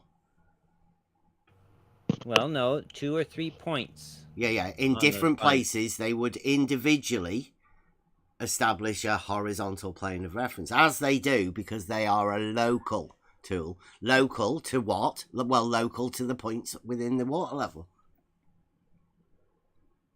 So are you agreeing with me then that a horizontal, let's just say a horizontal plane established in one location by a triangular 3-point water tube level, you're agreeing with me that that would be parallel, or are you saying it would not be parallel to a horizontal plane defined in another location similar? Don't know. Yeah, like I'm saying, there's two different horizontal planes established, two different locations. But they could still be parallel or not parallel to each other. So what's your position? My position is that if they're in two different locations, they would not be parallel to each other. Wow. What is your position? Well, my position, as you already know, is that all horizontal planes are parallel to one another. I have arguments and stuff to support that. Well, fortunately, I don't need to rely on dataless arguments. I could rely on evidence. Really? Yes, sir. Okay. Would you like to see my evidence? Is it a felt tip drawing or crayon drawing? No, it's much better. It's MS Paint drawing. Paint. Old school. In fact, I don't even need a drawing. Do you want to save this? Like, so when do you want to have this debate? Well, sometime when it's not 1 a.m. for me, and I know, yeah, when I have getting to late go for to you. work. You're tired, yeah. Yeah, and I have work tomorrow, so I have to get to bed here. Yeah, I know. So, that's what I was saying. Like, when would you like to have this debate? And is the debate whether horizontal planes are parallel to one another or not? Or do you specifically want to link it to whether a horizontal plane is established by a water level? Well, I think we agree that a horizontal plane is established by a triangular 3-point water level, right? Mm-hmm. Or Okay, multi-part, right? A connected vessels, right? You can have multiple connected vessels within a body of water, and that will establish a horizontal plane of reference, right? Right. 3 connected vessels in a triangle, an equidistant, whatever, an equilateral triangle. Yeah, like a Euclidean triangle, 3 points, and the shortest distance between those 3 points would form a triangle, and that triangle would be formed upon a horizontal plane, right? Right. Okay. And so if we use planes instead of lines, then we don't have to ask about which way the lines are pointed, but we could simplify it and just assume that the lines are all pointed in the same direction. Yeah, so we could sort of say aporia canal, right?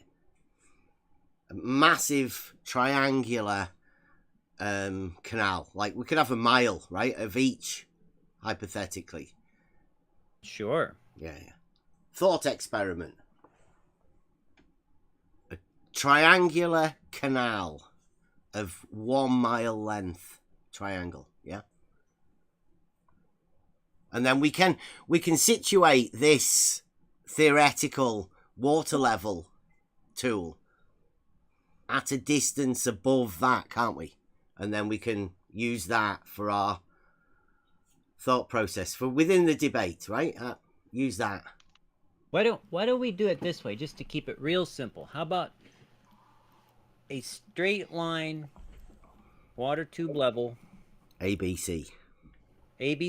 3 points. 3 points in a line. Yep. Spaced either on a triangular canal or just the water level. Let's just do a straight line. If it's overlapping horizontals in the same straight line, then they could be parallel if they could be parallel. Whereas if they're at right angles to each other from a top-down view, then they wouldn't be parallel no matter what. But if they're all in a straight line, then they could be parallel if they were parallel, right? Yeah. If you have a triangular canal, then above that canal, if you were to construct a water level like we have with ABC, then would the actual ABC geometric line, shortest distance between those 2 points, would that be parallel to the surface of the water within the canal? Yeah? Well, we're not a using thought experiment. We're not using the whole surface. We're using 3 points only. Yeah, because yeah. A, B, and C. Yeah. Right. Okay. All right. So we agree that A, B, and C are all a fixed height, the same height above the surface of the water, and spaced out about 1.5 miles each, right? A mile, like 1 mile between each of these points. It's dead easy to make it then, because we're a unit, aren't we? Why can't we do it at 1.5 miles each? Well, just what difference does it make? Just pretend your 1.5 miles is as a unit of 1, right? We could just say that that's the unit.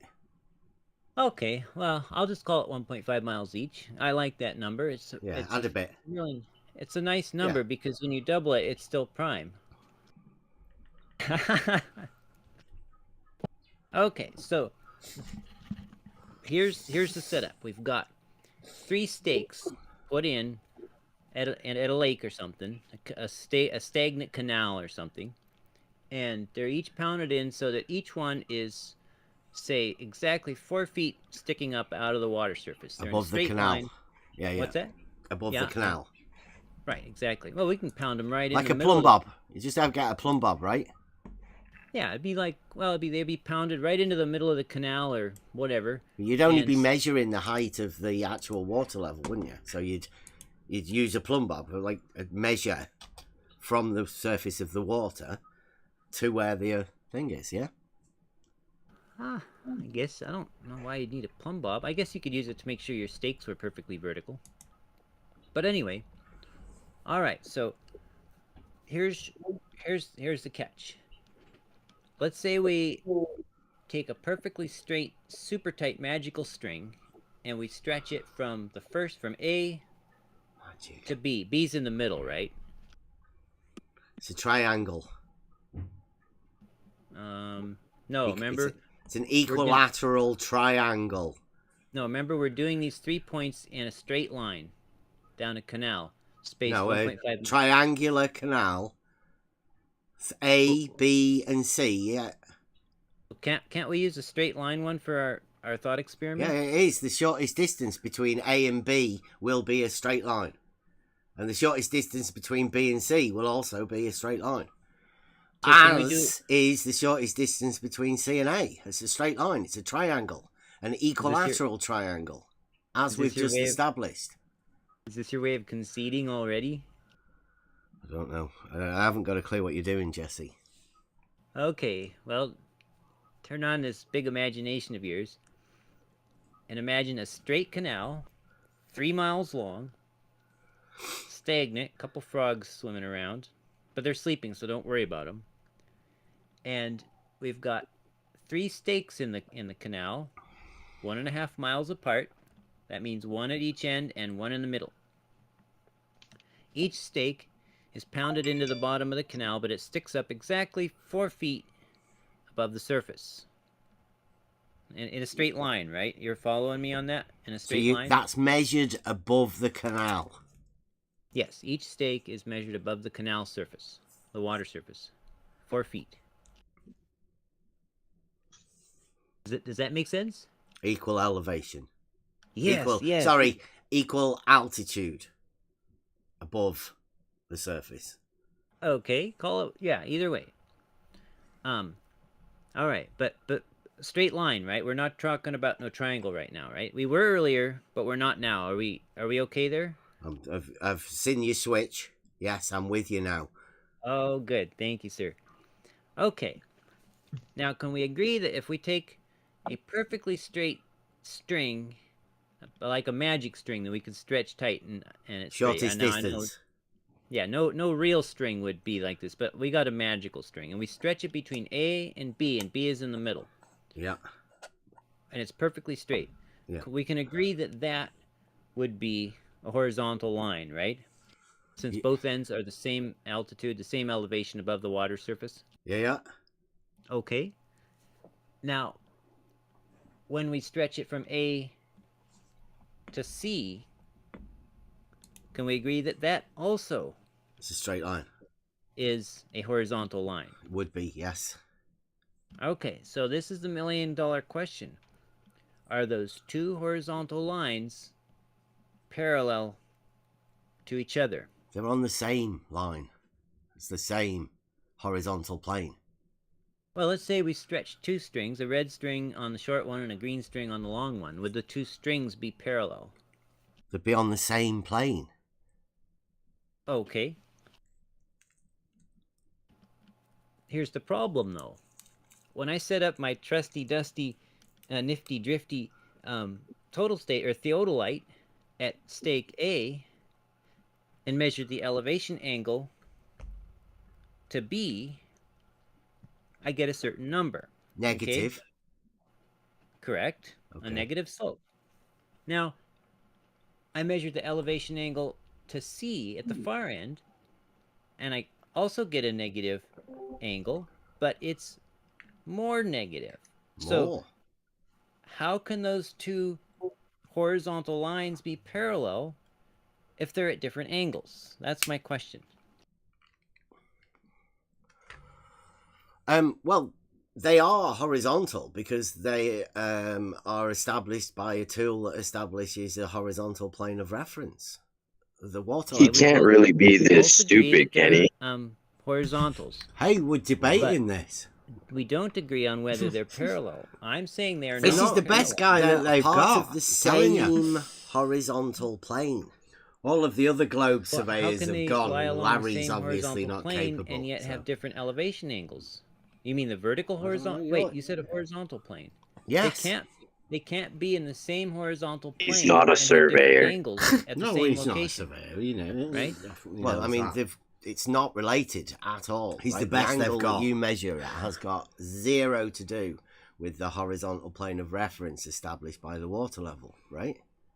Well, no, I disagree. If I am measuring the angle from the top of one stake to the top of the next stake, that is the angle of that horizontal line at that We're point. still trying to sort out this debate, like how we're going to visualize this debate going. So from B to A, that's a horizontal.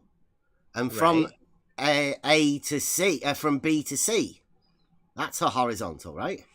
Right. So that's two horizontals with their common middle point. Okay. Okay. Now, what would you do? You come along with your uncalibrated theodolite. Just call it nifty, drifty, dusty, trusty. That's what I call it. It's got a name for his theodolite. Yeah, go on. What would you do? Right. Wait. I would measure come along and measure an angle. Right. I'd measure an angle from B to A and then from B to C, right? And would that be negative? They would both be negative and they would both be the same, but in opposite directions, which again means they're still not parallel, right? But you're in the middle of a horizontal from A to C. Right. But that doesn't mean that there's not a horizontal from B to A and from B to C, right? And I'm asking... It's a Can you pause for a quick second? Same thing. It's all the same horizontal plane. Then how come I... Okay, yeah. I just want to say, every time he makes a statement and then says right at the end of it, that means he doesn't know. Because he's asking you for verification. Well, he's what dumb it as a is, post. right? He's challenging, right? Because every instinct tells you to say no, right? Don't let him do that. But then they complain about you over talking them. So he knows very well what he's doing by saying right after every sentence. He's challenging you to challenge him about his thing. And if you don't challenge him, then he imagines that you've allowed him his right. Yeah, that you agree with him. Yeah. But I mean, it's a delusional belief, right? Yeah, 100%. That's why I asked you to pause it and make a statement on it. Thank you. Yeah. We can continue. Yeah. Okay. And measuring two different absolute angles. I don't know. I'm asking you, why are you measuring angles? What do you think Because I that's wanted got to do with the horizontal plane of reference established by the water level? Well, it shows that they're not parallel. That's why I measured it, and they're not parallel. They're part of the same horizontal plane. They're not parallel. Nobody's saying that they are parallel. It's there's one tool with there's establishing one horizontal plane of reference. There's 3 horizontal planes here. There's from A to B, B to C, and then the long one from A to C, right? What's that? What's Seafoam doing? Is that helping, Jesse? Well, I'm just that saying. Help there's 3. That's what you're describing, Jesse. Apparently. Yeah, look at the diagram. Nice colors. Yeah, look at that nice diagram. You see the problem? The 2 horizontal planes he's shown, or lines he's shown here, are not parallel. They're not horizontal either. Well, what do you mean? They both have equal elevations at the ends. Doesn't that make them horizontal? No. So they're not. Wait. You have agreed equal elevations. Oh, you agreed that if the ends of the line were equal elevation above the surface, then they would be horizontal, right? Are you taking that a water level is a tool for establishing a horizontal plane of reference. Some of the most accurate stuff there is. Well, I guess we got to go back because now it sounds like you're changing your stance. Can we agree that the 2 points A and B establish a horizontal line? Yeah, from A to B is a horizontal, and from A to C is a horizontal, because you're using the same tool that establishes a horizontal plane of reference. We're talking about lines, right? Just to be clear. The tool establishes a horizontal plane of reference. So any of those lines will always be on the horizontal plane. Are you sure that you can establish a horizontal plane with only 2 points? Because what if it was a tipped plane? And if you're only specifying 2 points, then What do you mean, a can only tipped specify plane? a line. Please explain what you mean by a tipped plane. Well, are all planes horizontal? Could you have a non-horizontal A water plane? level is a tool for establishing a horizontal plane of reference. Are all planes horizontal, or could you have a non-horizontal plane? You can have a non-horizontal plane, yes. Okay. Can you define a horizontal plane with only 2 points? Yes, a water level is a tool that establishes a horizontal plane of reference. But couldn't you have a slanted plane that still had 2 points of equal elevation? It wouldn't be horizontal. Exactly, but it would still have 2 points of equal elevation, right? Could you have a slanted... One would be higher than the other, Jesse. Well, no. Like, take a sheet of drywall. Take a sheet of drywall, lean it up on the side of the house at 45 degrees, okay? Now it's 8 feet tall. You can draw multiple horizontal lines on it, right? Those horizontal lines wouldn't be tilted, even though you were drawing them on a tilted board. Yes. I'm going to ask Jerry a question. Hopefully you're going to understand question, horizontal. No, you're just trying to avoid this. We're So, still trying to Jerry- establish, we're having a debate, are we? When are we going to have this debate? Because this is just a conceptual thing for us to go into debate about, right? Well, you seem incapable. You won't answer my questions and you won't address the issue. But I have a question for Jerry, and then I'll come back to you, Bev. So Jerry, if you took a sheet of drywall, consider it a plane, Yeah. lean it... Right, so this is where I think Jesse gets a little bit scared. You listen to what's going to go on now. This is Jesse trying to back out from discussing the debate and stuff. And you listen to the rest of it, right? He goes through this little bit where a bit of a deflection, call it ECV against or the whatever. wall at 45 degrees, would there'd be 2 points on that that were both at an elevation of 4 feet. Yeah. Sure, Okay. You So do that you if you could, want. right, that's what I'm saying, is you could have a slanted plane with 2 points of equal elevation. In order to define a horizontal plane, you need 3 points, like in a triangle. Then you can define. But as those 2 points that you talked about with Jerry, they were on the horizontal plane. They were just 2 points on the horizontal plane. Yeah, the piece of drywall isn't even relevant. Well, since we're talking about horizontal lines, let's just talk about horizontal lines. Okay? So, Bev... all horizontal lines lie within a horizontal plane, right? Well, I don't agree with that.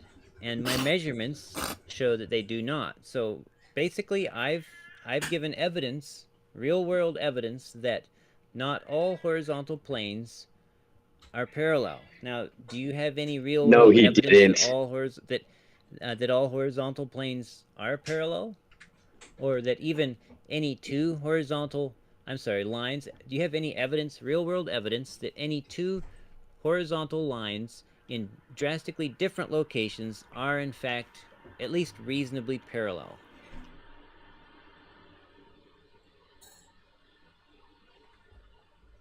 Yes. Okay, do present. It's in the form of an argument. I'm not too sure you'll get it because it's got a logical structure to it. It's called a modus ponens. It's all about proving what is true. And this modus ponens requires the presentation of a black swan, which the actual argument has stated is impossible. So,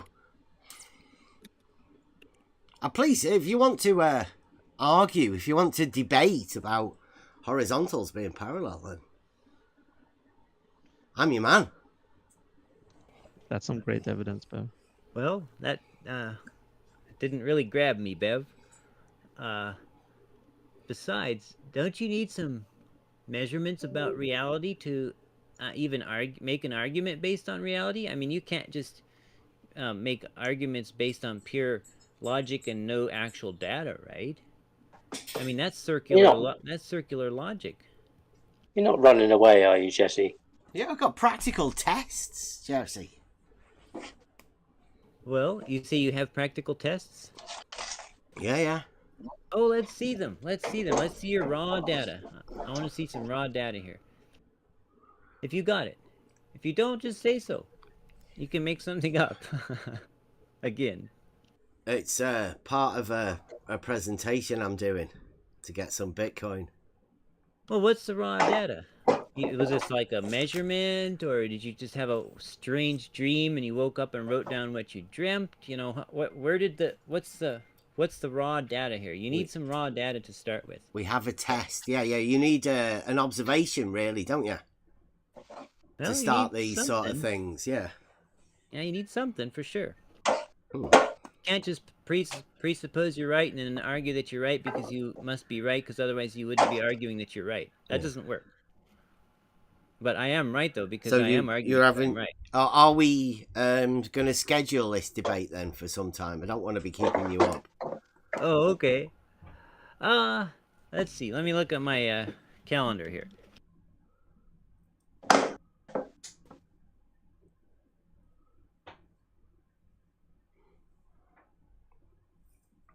Let's see. What time is it there? It is 8 a.m. In 9. Is that correct? Shit, I was off by an hour. In the Close UK? 9:14. So it's 9 a.m. And I could be free to moderate around this time as well, Jesse. So, or we could get someone else to moderate. But let's see. What time do you normally get up and get to bickering on Discord, Bev? We don't do that. I mean, it's like for example, if it's 9, are you normally on Discord at say 7 your time? I can be. What's that? I can be. I mean, I don't want you to get up when you don't normally get up. Well, I I'm don't just trying to normally get figure up out. at 7. What's that? I don't normally get up at 7. Okay, let's see. What about the other end? I wonder. Is it Monday there? Mm-hmm. Okay. I'm wondering if Saturday would be best, because then I wouldn't try to be working Tell me around if work. it sounds the voice of a confident man. Does that sound like a good idea? Yeah, Or are you busy? As long as that's enough time for you to prepare. Oh yeah. Are you busy Saturdays? Okay. I don't know. Depends. Okay, well, why don't we do it tentatively then for Saturday, and if we're both free Saturday, we'll do it. How does that Saturday's sound? UFC night. So you'll have to give us a time.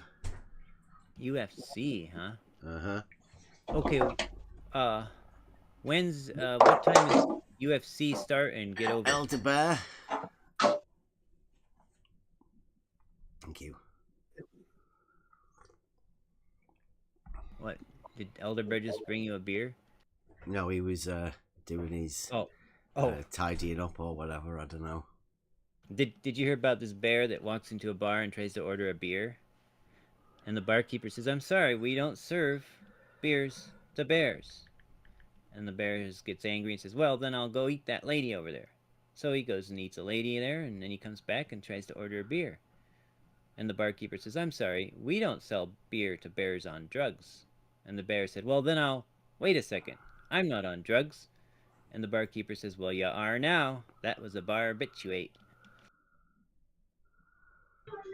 Boo.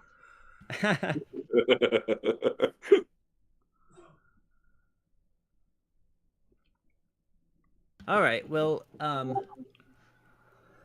just, yeah, let me know when you're available on Saturday, and I'll let you know when I'm available, and when we're both available, we'll see if we can pull it off. How's that sound? Sounds good. Bev, do you want to stream it on your channel as well? I don't know whether it'll be worth it. Okay, up to you. It will be. Yeah. Yeah, you'll lose the debate, Bev, but you're welcome to stream it on your channel. I haven't been a live guest on your channel in a long time. We just might need another mod if we're going to stream it live to make sure that the chat stays under everyone in the Oh, PC. yeah. But that's going to be an issue. Yeah. No, I want chaos. I want Bev and Jesse to rip each other apart. Well, if it's on his channel, what do you care about what happens in the chat? That's a joke. Well, I'm saying in the VC here, so people aren't jumping into the debate. Yeah. People trying to shut it down because, you know, Oh, people no, get no. they get upset, don't they? They do. Yeah. The Flat Earth Society I do. pays people off. I think like Jesse versus Bev will be the final debate. You know, that's where everything rests on that debate. Okay, so the debate is That's whether horizontal planes it's over. are parallel or not. Right, whether horizontal planes in different locations are parallel to each other. Don't forget the different locations, because obviously two horizontal planes in the exact same location Sounds like would Betty's be swimming pool question. That's why I'm specifying To in me. different locations. Well-defined debate terms. Would you like to do? I propose the Jaren structure, maybe a 2-minute to 4-minute opening statement, and then open discussion, or we could keep it freeform, or we could do it more regulated. Up to you, gentlemen. I don't know. The most efficient is freeform. Okay. If Bev can keep, himself well behaved and let me finish or let my sentences. I mean, I always let him finish his sentences, and so if we can keep the time kind of approximately equal, so that neither one of us is just filibustering, then freeform is good. Otherwise, then let's just fall back to like maybe 60-second turns or something. Okay, sounds good to me. Sea Lion, I was thinking there's a third type of format that we could consider. Yeah. Which is the two gentlemen enter the ring and they just lube up, and there's a lot of oil in the ring. Yep. And they just wrestle. They wrestle it out. That sounds good to me. Well, if that's the case, then I want Erda Bear. I want Erda Bear to compete then. Well, we could do tag teams, right? Yeah. I know what Mike Jones is saying. Excellent. All right, guys, come on. We know what You you're all insist on imagining. no muscle all oiled up, guys. are you? Well, this Whoa. was like pay-per-view. We could do this pay-per-view. Yeah, you got to pay Now for they that want shit, man. You see me WWFP. naked, all oiled up. Oh I'd yeah. pay at least You $20. can No one tell, said you can naked. tell the guys that are speaking up, Yeah, aren't if you? you want, know, like- the ones that are getting excited about this sort of stuff. All right. So did we come to Saturday morning for your time, Bev? I don't know when Jesse's talking about, but it sounds like Saturday night he can stay up late. Right. Yeah. Okay. So yeah, that would be my Saturday morning, or would that be your Friday night? Sunday. My that's your Saturday Sunday, morning, I think it would or be my Sunday morning. Like Your Sunday, Bev. Trust me. Like right now, it's it was Sunday, but now it's Monday because it's how hard 1 this a.m. gets. This 1:20, is 1:21 nightmare. a.m. So, like if we're debating like right now, but on my Saturday, that It will be Sunday. Oh, would that be your Sunday? It would be your Yeah, Sunday it's too, 9 because it hours would be ahead. 1 a.m. in 8 your hours Sunday, ahead. wouldn't it? Yeah, Well, what he's if it 7 was- hours ahead of me. He's 8 hours ahead of you, Jesse. Well, if it was yesterday, if we were doing It's this not yesterday now, it's today now. Right. Simple. But Yeah. well, what day was it for you? It was it was Sunday for you 24 hours ago, right? Sunday morning? Yeah. Is that a good time for you to debate? Well, that's like that's Sunday morning. That's the UFC. I mean, I was up at 7 o'clock Oh, okay. Sunday morning watching. Well, what's going on at UFC. 9 a.m. at Sunday morning? I don't know. Is that what you want to do? You want to do it Sunday morning? Well, Sunday morning for you would be Sunday morning. Yes. It would be a late Sunday night or Monday morning for me. Yeah, Right, see? sorry. Monday morning? We got in what's going on? Yeah, the time It's just Sunday morning, right? For both of us. It'll be, that's when we're going to have the debate. It will be Sunday Stop. morning, right? For you, and midnight Saturday for Jesse. Jesse, midnight on If Saturday. if we have is it at Bev's 8, but we're a.m. not. We're having it at 9, aren't we? Okay, good. 9 a.m. for you on Sunday, 1 a.m. for Jesse on Saturday night. Okay? Right. Sunday morning, 1 How many a.m. nerds does it take to figure out time zones? Hey, what would That's it? the joke here. What would it? You What time would helping? it be? You're confusing Jesse. What obviously. What time would 10 a.m. on Saturday for me be for him? 7 p.m. or 6 p.m. What day? Also Saturday. Saturday or Sunday? 10 a.m. Saturday, Jesse, for you is 6 p.m. Saturday for Bev. What about 6 p.m. Saturday for you, Bev? 6 p.m. Saturday. That sounds like tea time. Well, Tea time is 5 p.m. What about 7? Saturday. It's UFC night. I don't know. I don't know what's going on. Like Oh, it's UFC every Saturday day? night. Yeah. It's always Saturdays. Oh. That's what we do. We have one day a week Elder where Bear fights we Bev in the don't cage talk every about week. fucking whatever you guys want to talk about. The horizontals being parallel. Do you guys fight one another in the octagon? Well, Yeah, they do on the Xbox. Yeah. what if we just look for an opportunity when we both happen to be here? Just whatever day, whatever time. What's up with Sunday morning? I go to church. Okay, so not at 9 o'clock or whatever, 7 o'clock that you wanted to do Sunday. You can only do Saturday, and Saturday's the day that we don't do any of this bullshit. Doesn't want to do it, right? He doesn't want to do it. That's what I'd say. Sometimes my work all of this is just gets stalling. over sooner than I thought, and I have the evening off or something. Let's see.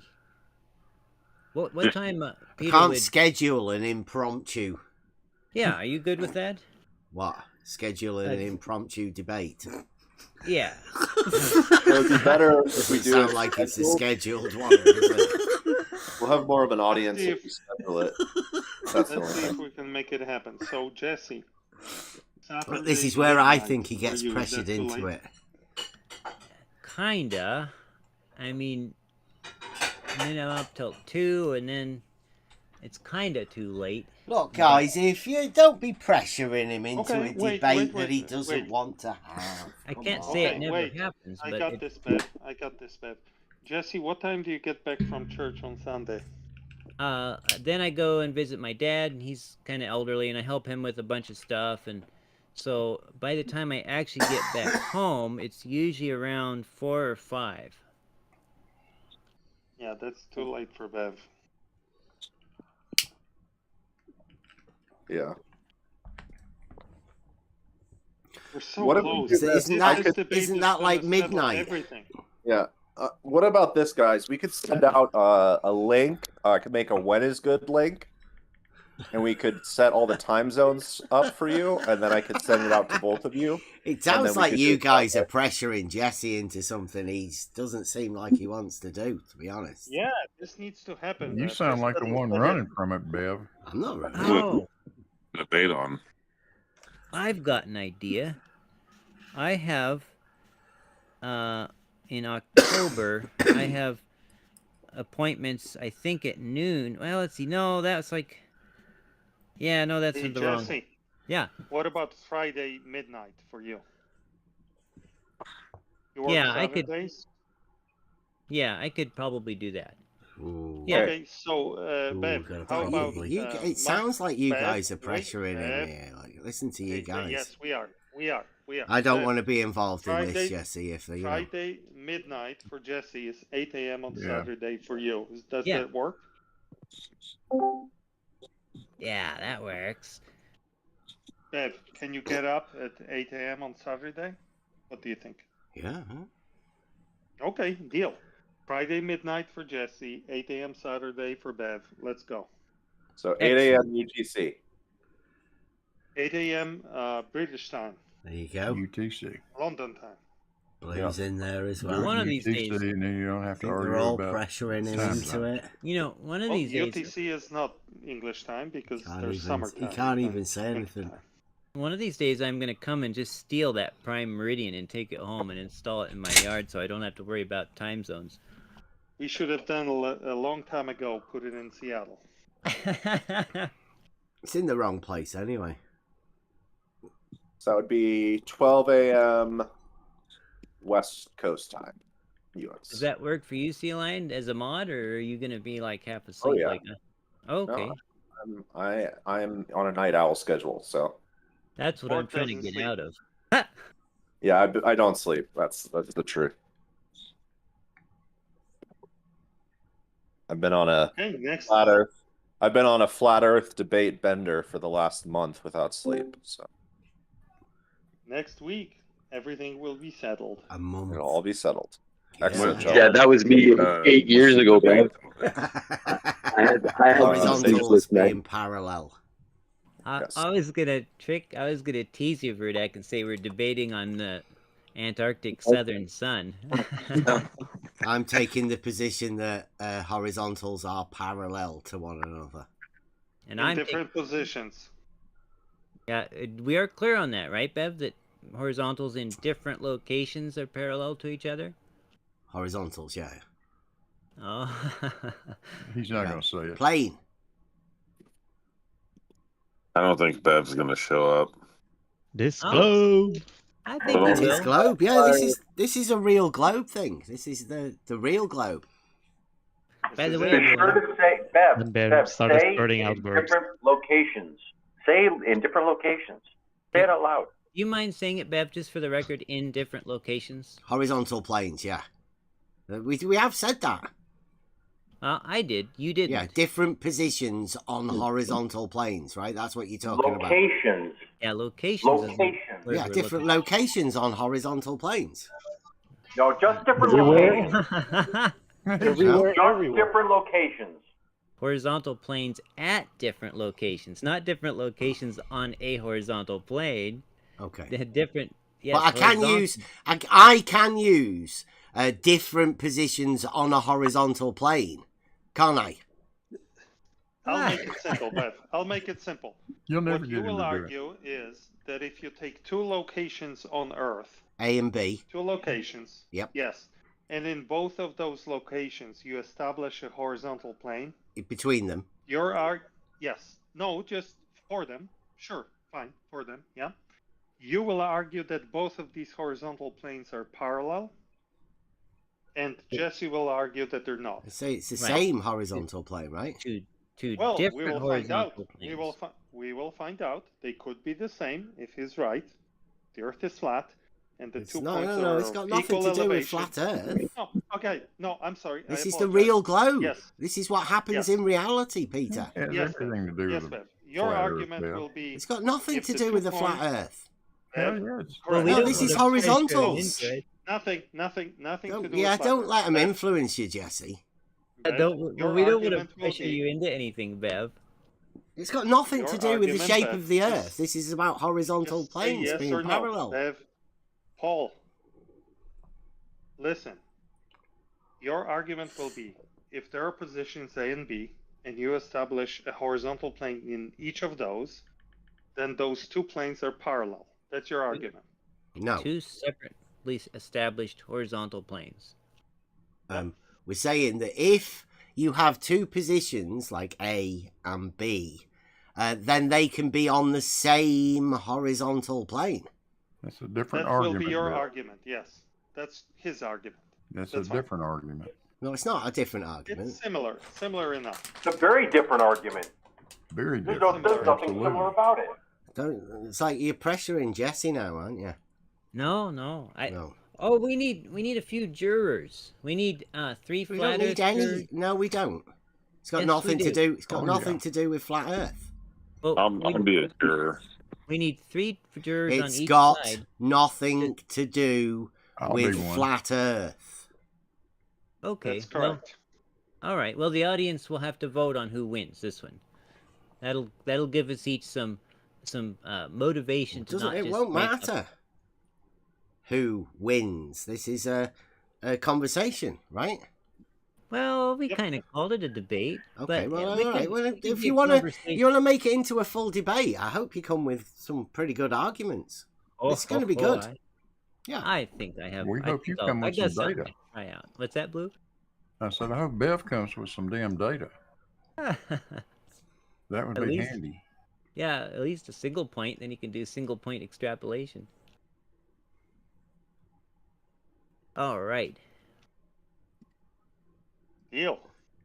So I think it's as settled as we're gonna get out of Bev.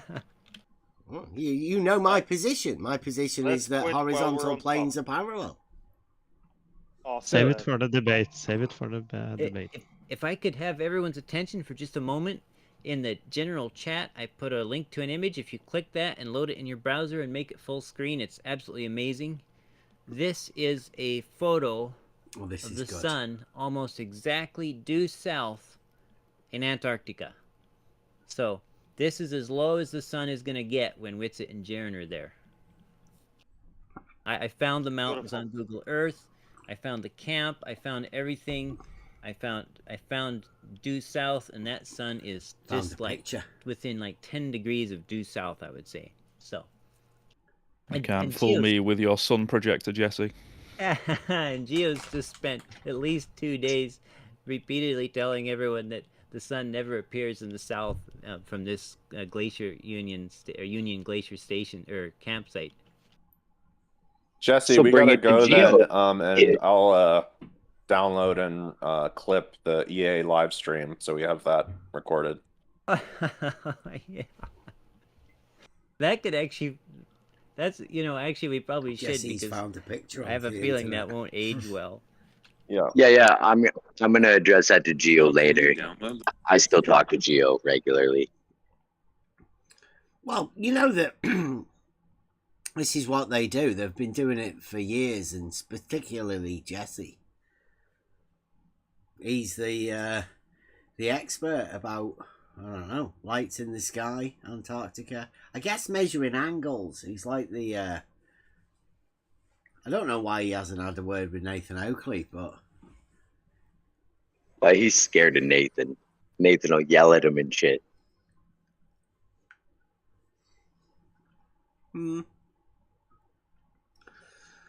So obviously the debate's been set already.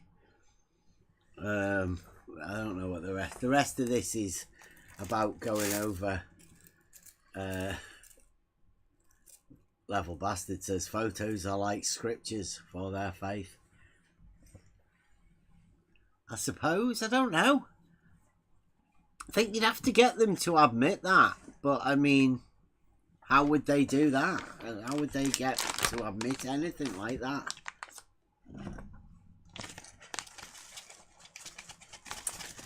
Maybe, I don't know. Maybe we'll find out when they go to debate about horizontals not being parallel.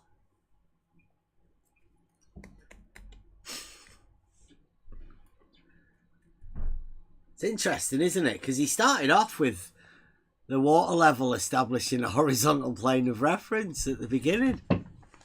So he's going to be conflicted, I think. But there you go. Saturday morning, Jesse Gordon. I think I will broadcast it. I'll do it live. 8 o'clock Saturday morning coming up, UK time. Jesse Gordon versus Bev Try Thinking. Horizontal planes are parallel. This is a real globe versus... I don't want to be... But I think Jesse's representing the dogmatic globe. The one that, it has to be, but I'll be representing the real globe. And anybody can make their own mind up, but I think their minds have already been made up. Dogmatic globe. I think it will always win, but the globe, I think, is going to be the winner out of this. Because this shows you how horizontal planes can be parallel in reality, in the real globe. And then you can imagine whatever globe you want. Saturday morning, my Saturday morning, Jesse Gordon's Friday, midnight Friday. So I don't know. US will be Friday night-ish, and UK time Saturday morning.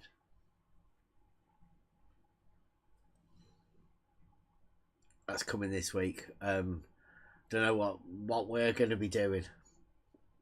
I'm guessing this debate, since Jesse Gordon's the only guy that they've got really, from this will be moving on to talk to people in reality. Because, well, it's a little bit ridiculous, I suppose. But that's my history of debating flat Earth and globe Earth people, I guess. I've had some ridiculous debates. Debating things that most people, I don't think you'd have even considered them. Yeah, you sure put up with a lot, Bev. I'll give you that. Well, I've done quite a few debates. I've done straight and line and level with Fight the Flat Earth. And then me and Blue Marble, our science, had a debate about level is ... and was it horizontal planes are ... I don't know. Can't remember. Maybe sounds similar to this one. Yeah, I'm waiting for the debate flat with AI Overlord. Oh, well, yeah, nobody's debating a definition with... I know. What happened to him? Is he still around talking shit? I don't know. I haven't been over to politics since that mayhem. I can't be bothered with them. I've just been hanging out in geos. Yeah. I don't mind it there. Well, we got banned completely. They told the politics and religion people that we were raiding, so we got banned for being troublemakers and raiding the server by going my man in there. Gregory got banned too. Yeah, but we got banned for being raiders, for going in there to want to talk to them. Yeah, they're a messed up crew over there. Yeah, I can't see much future for anybody that wants to silence conversation. Particularly seeing as Nathan Oakley's going around telling people about the religion that they never knew they had. That nobody wants to talk about it. That's rather telling. Perhaps there's an age sort of group that Nathan Oakley's specifically aimed at. Young 20s, and they're the only people that he wants to engage about the religion that they never knew they had. Yeah, they seem to just take what he says. I don't know. I haven't really been following his little OME thing. Well, he puts it on TikTok. That's where he's making a name for himself, or that's what he keeps putting out there, is that these people have seen him on TikTok. Yeah, I stay off of TikTok. I don't even have TikTok.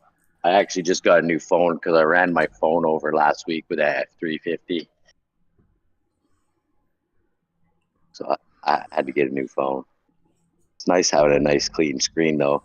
Been dealing with a cracked screen for like 2 years because I'm just too cheap to fix it. And then I ran the phone over, and you should have seen it. It was horrible.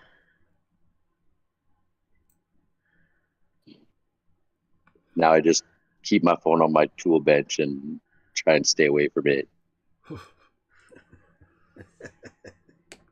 Don't get distracted from work.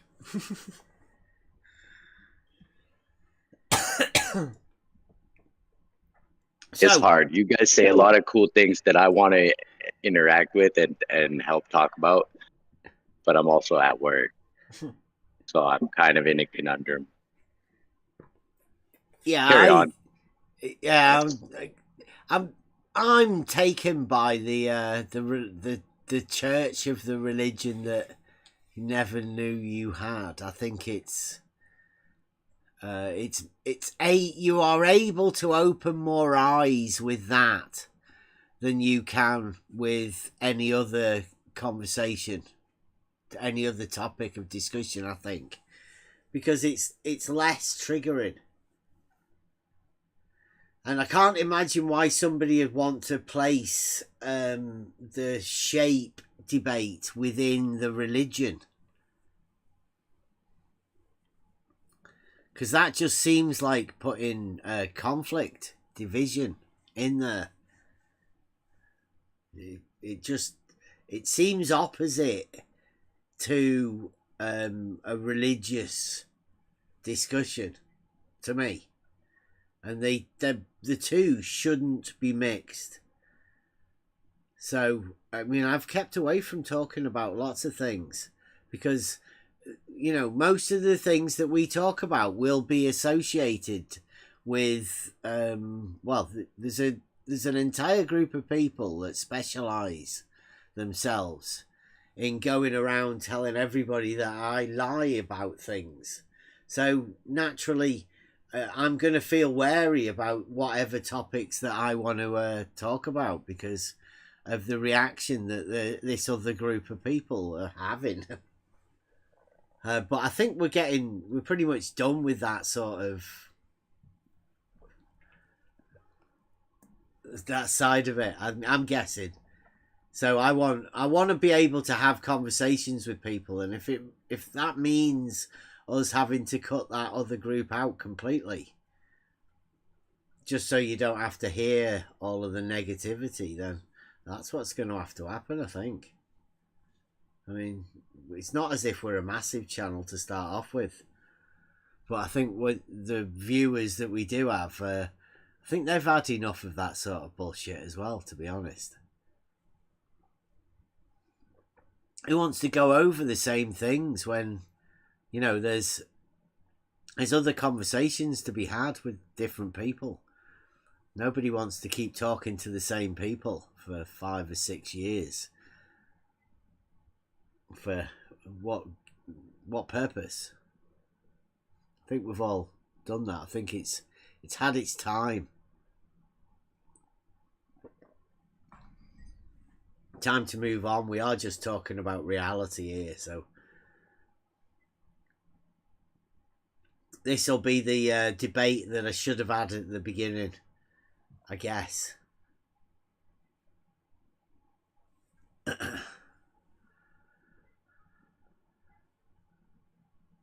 don't know, what, Friday night? Saturday? No, it's only Monday, isn't it? Jeez. Anybody got anything else they'd like to go over? I thought I'd just let you know about the debate on Saturday. I have to remind you, this isn't a flat earth debate. These guys are probably going to want to make it into that, but it's definitely not that. What we're talking about here is the real globe. You can always look at it however you want when you piece the pieces together.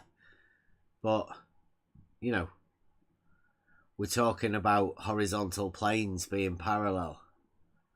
I'm going to present an argument.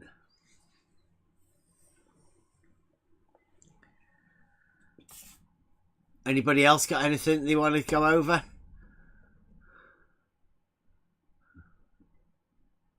No. Okie dokie. I'm going to end up with the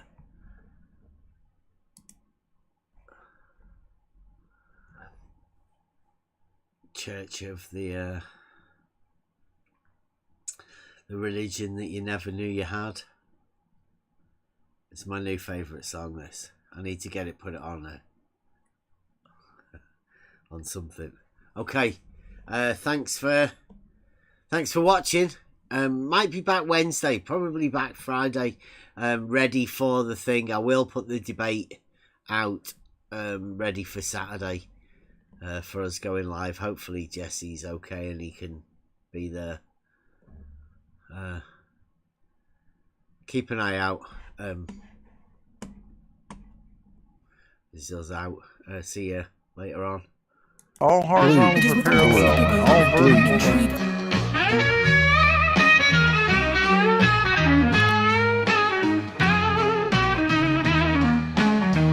Welcome to the church of the religion you never knew you had.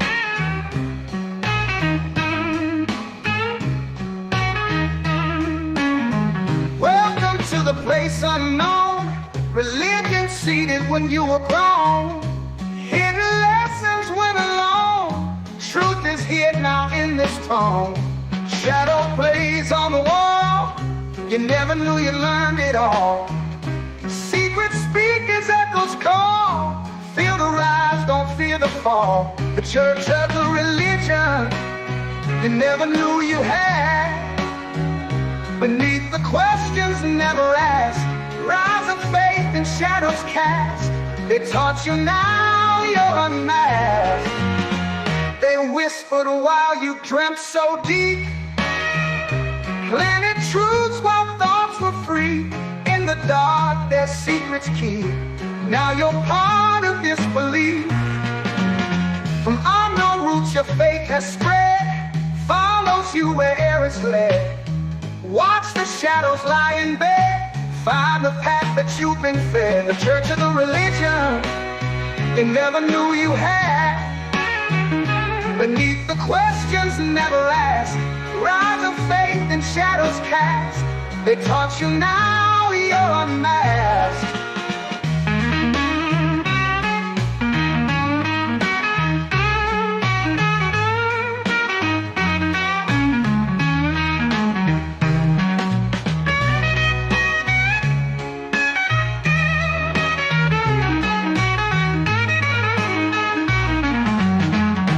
Whispered while you dreamt so deep, planted truths while thoughts were free. In the dark their secrets keep. Now you're part of this belief. From unknown roots your faith has spread. Follows you wherever it's led. Watch the shadows lie in bed. Find the path that you've been fed. The church of the religion you never knew you had. Beneath the questions never asked. Rise of faith and shadows cast. They taught you, now you're unmasked.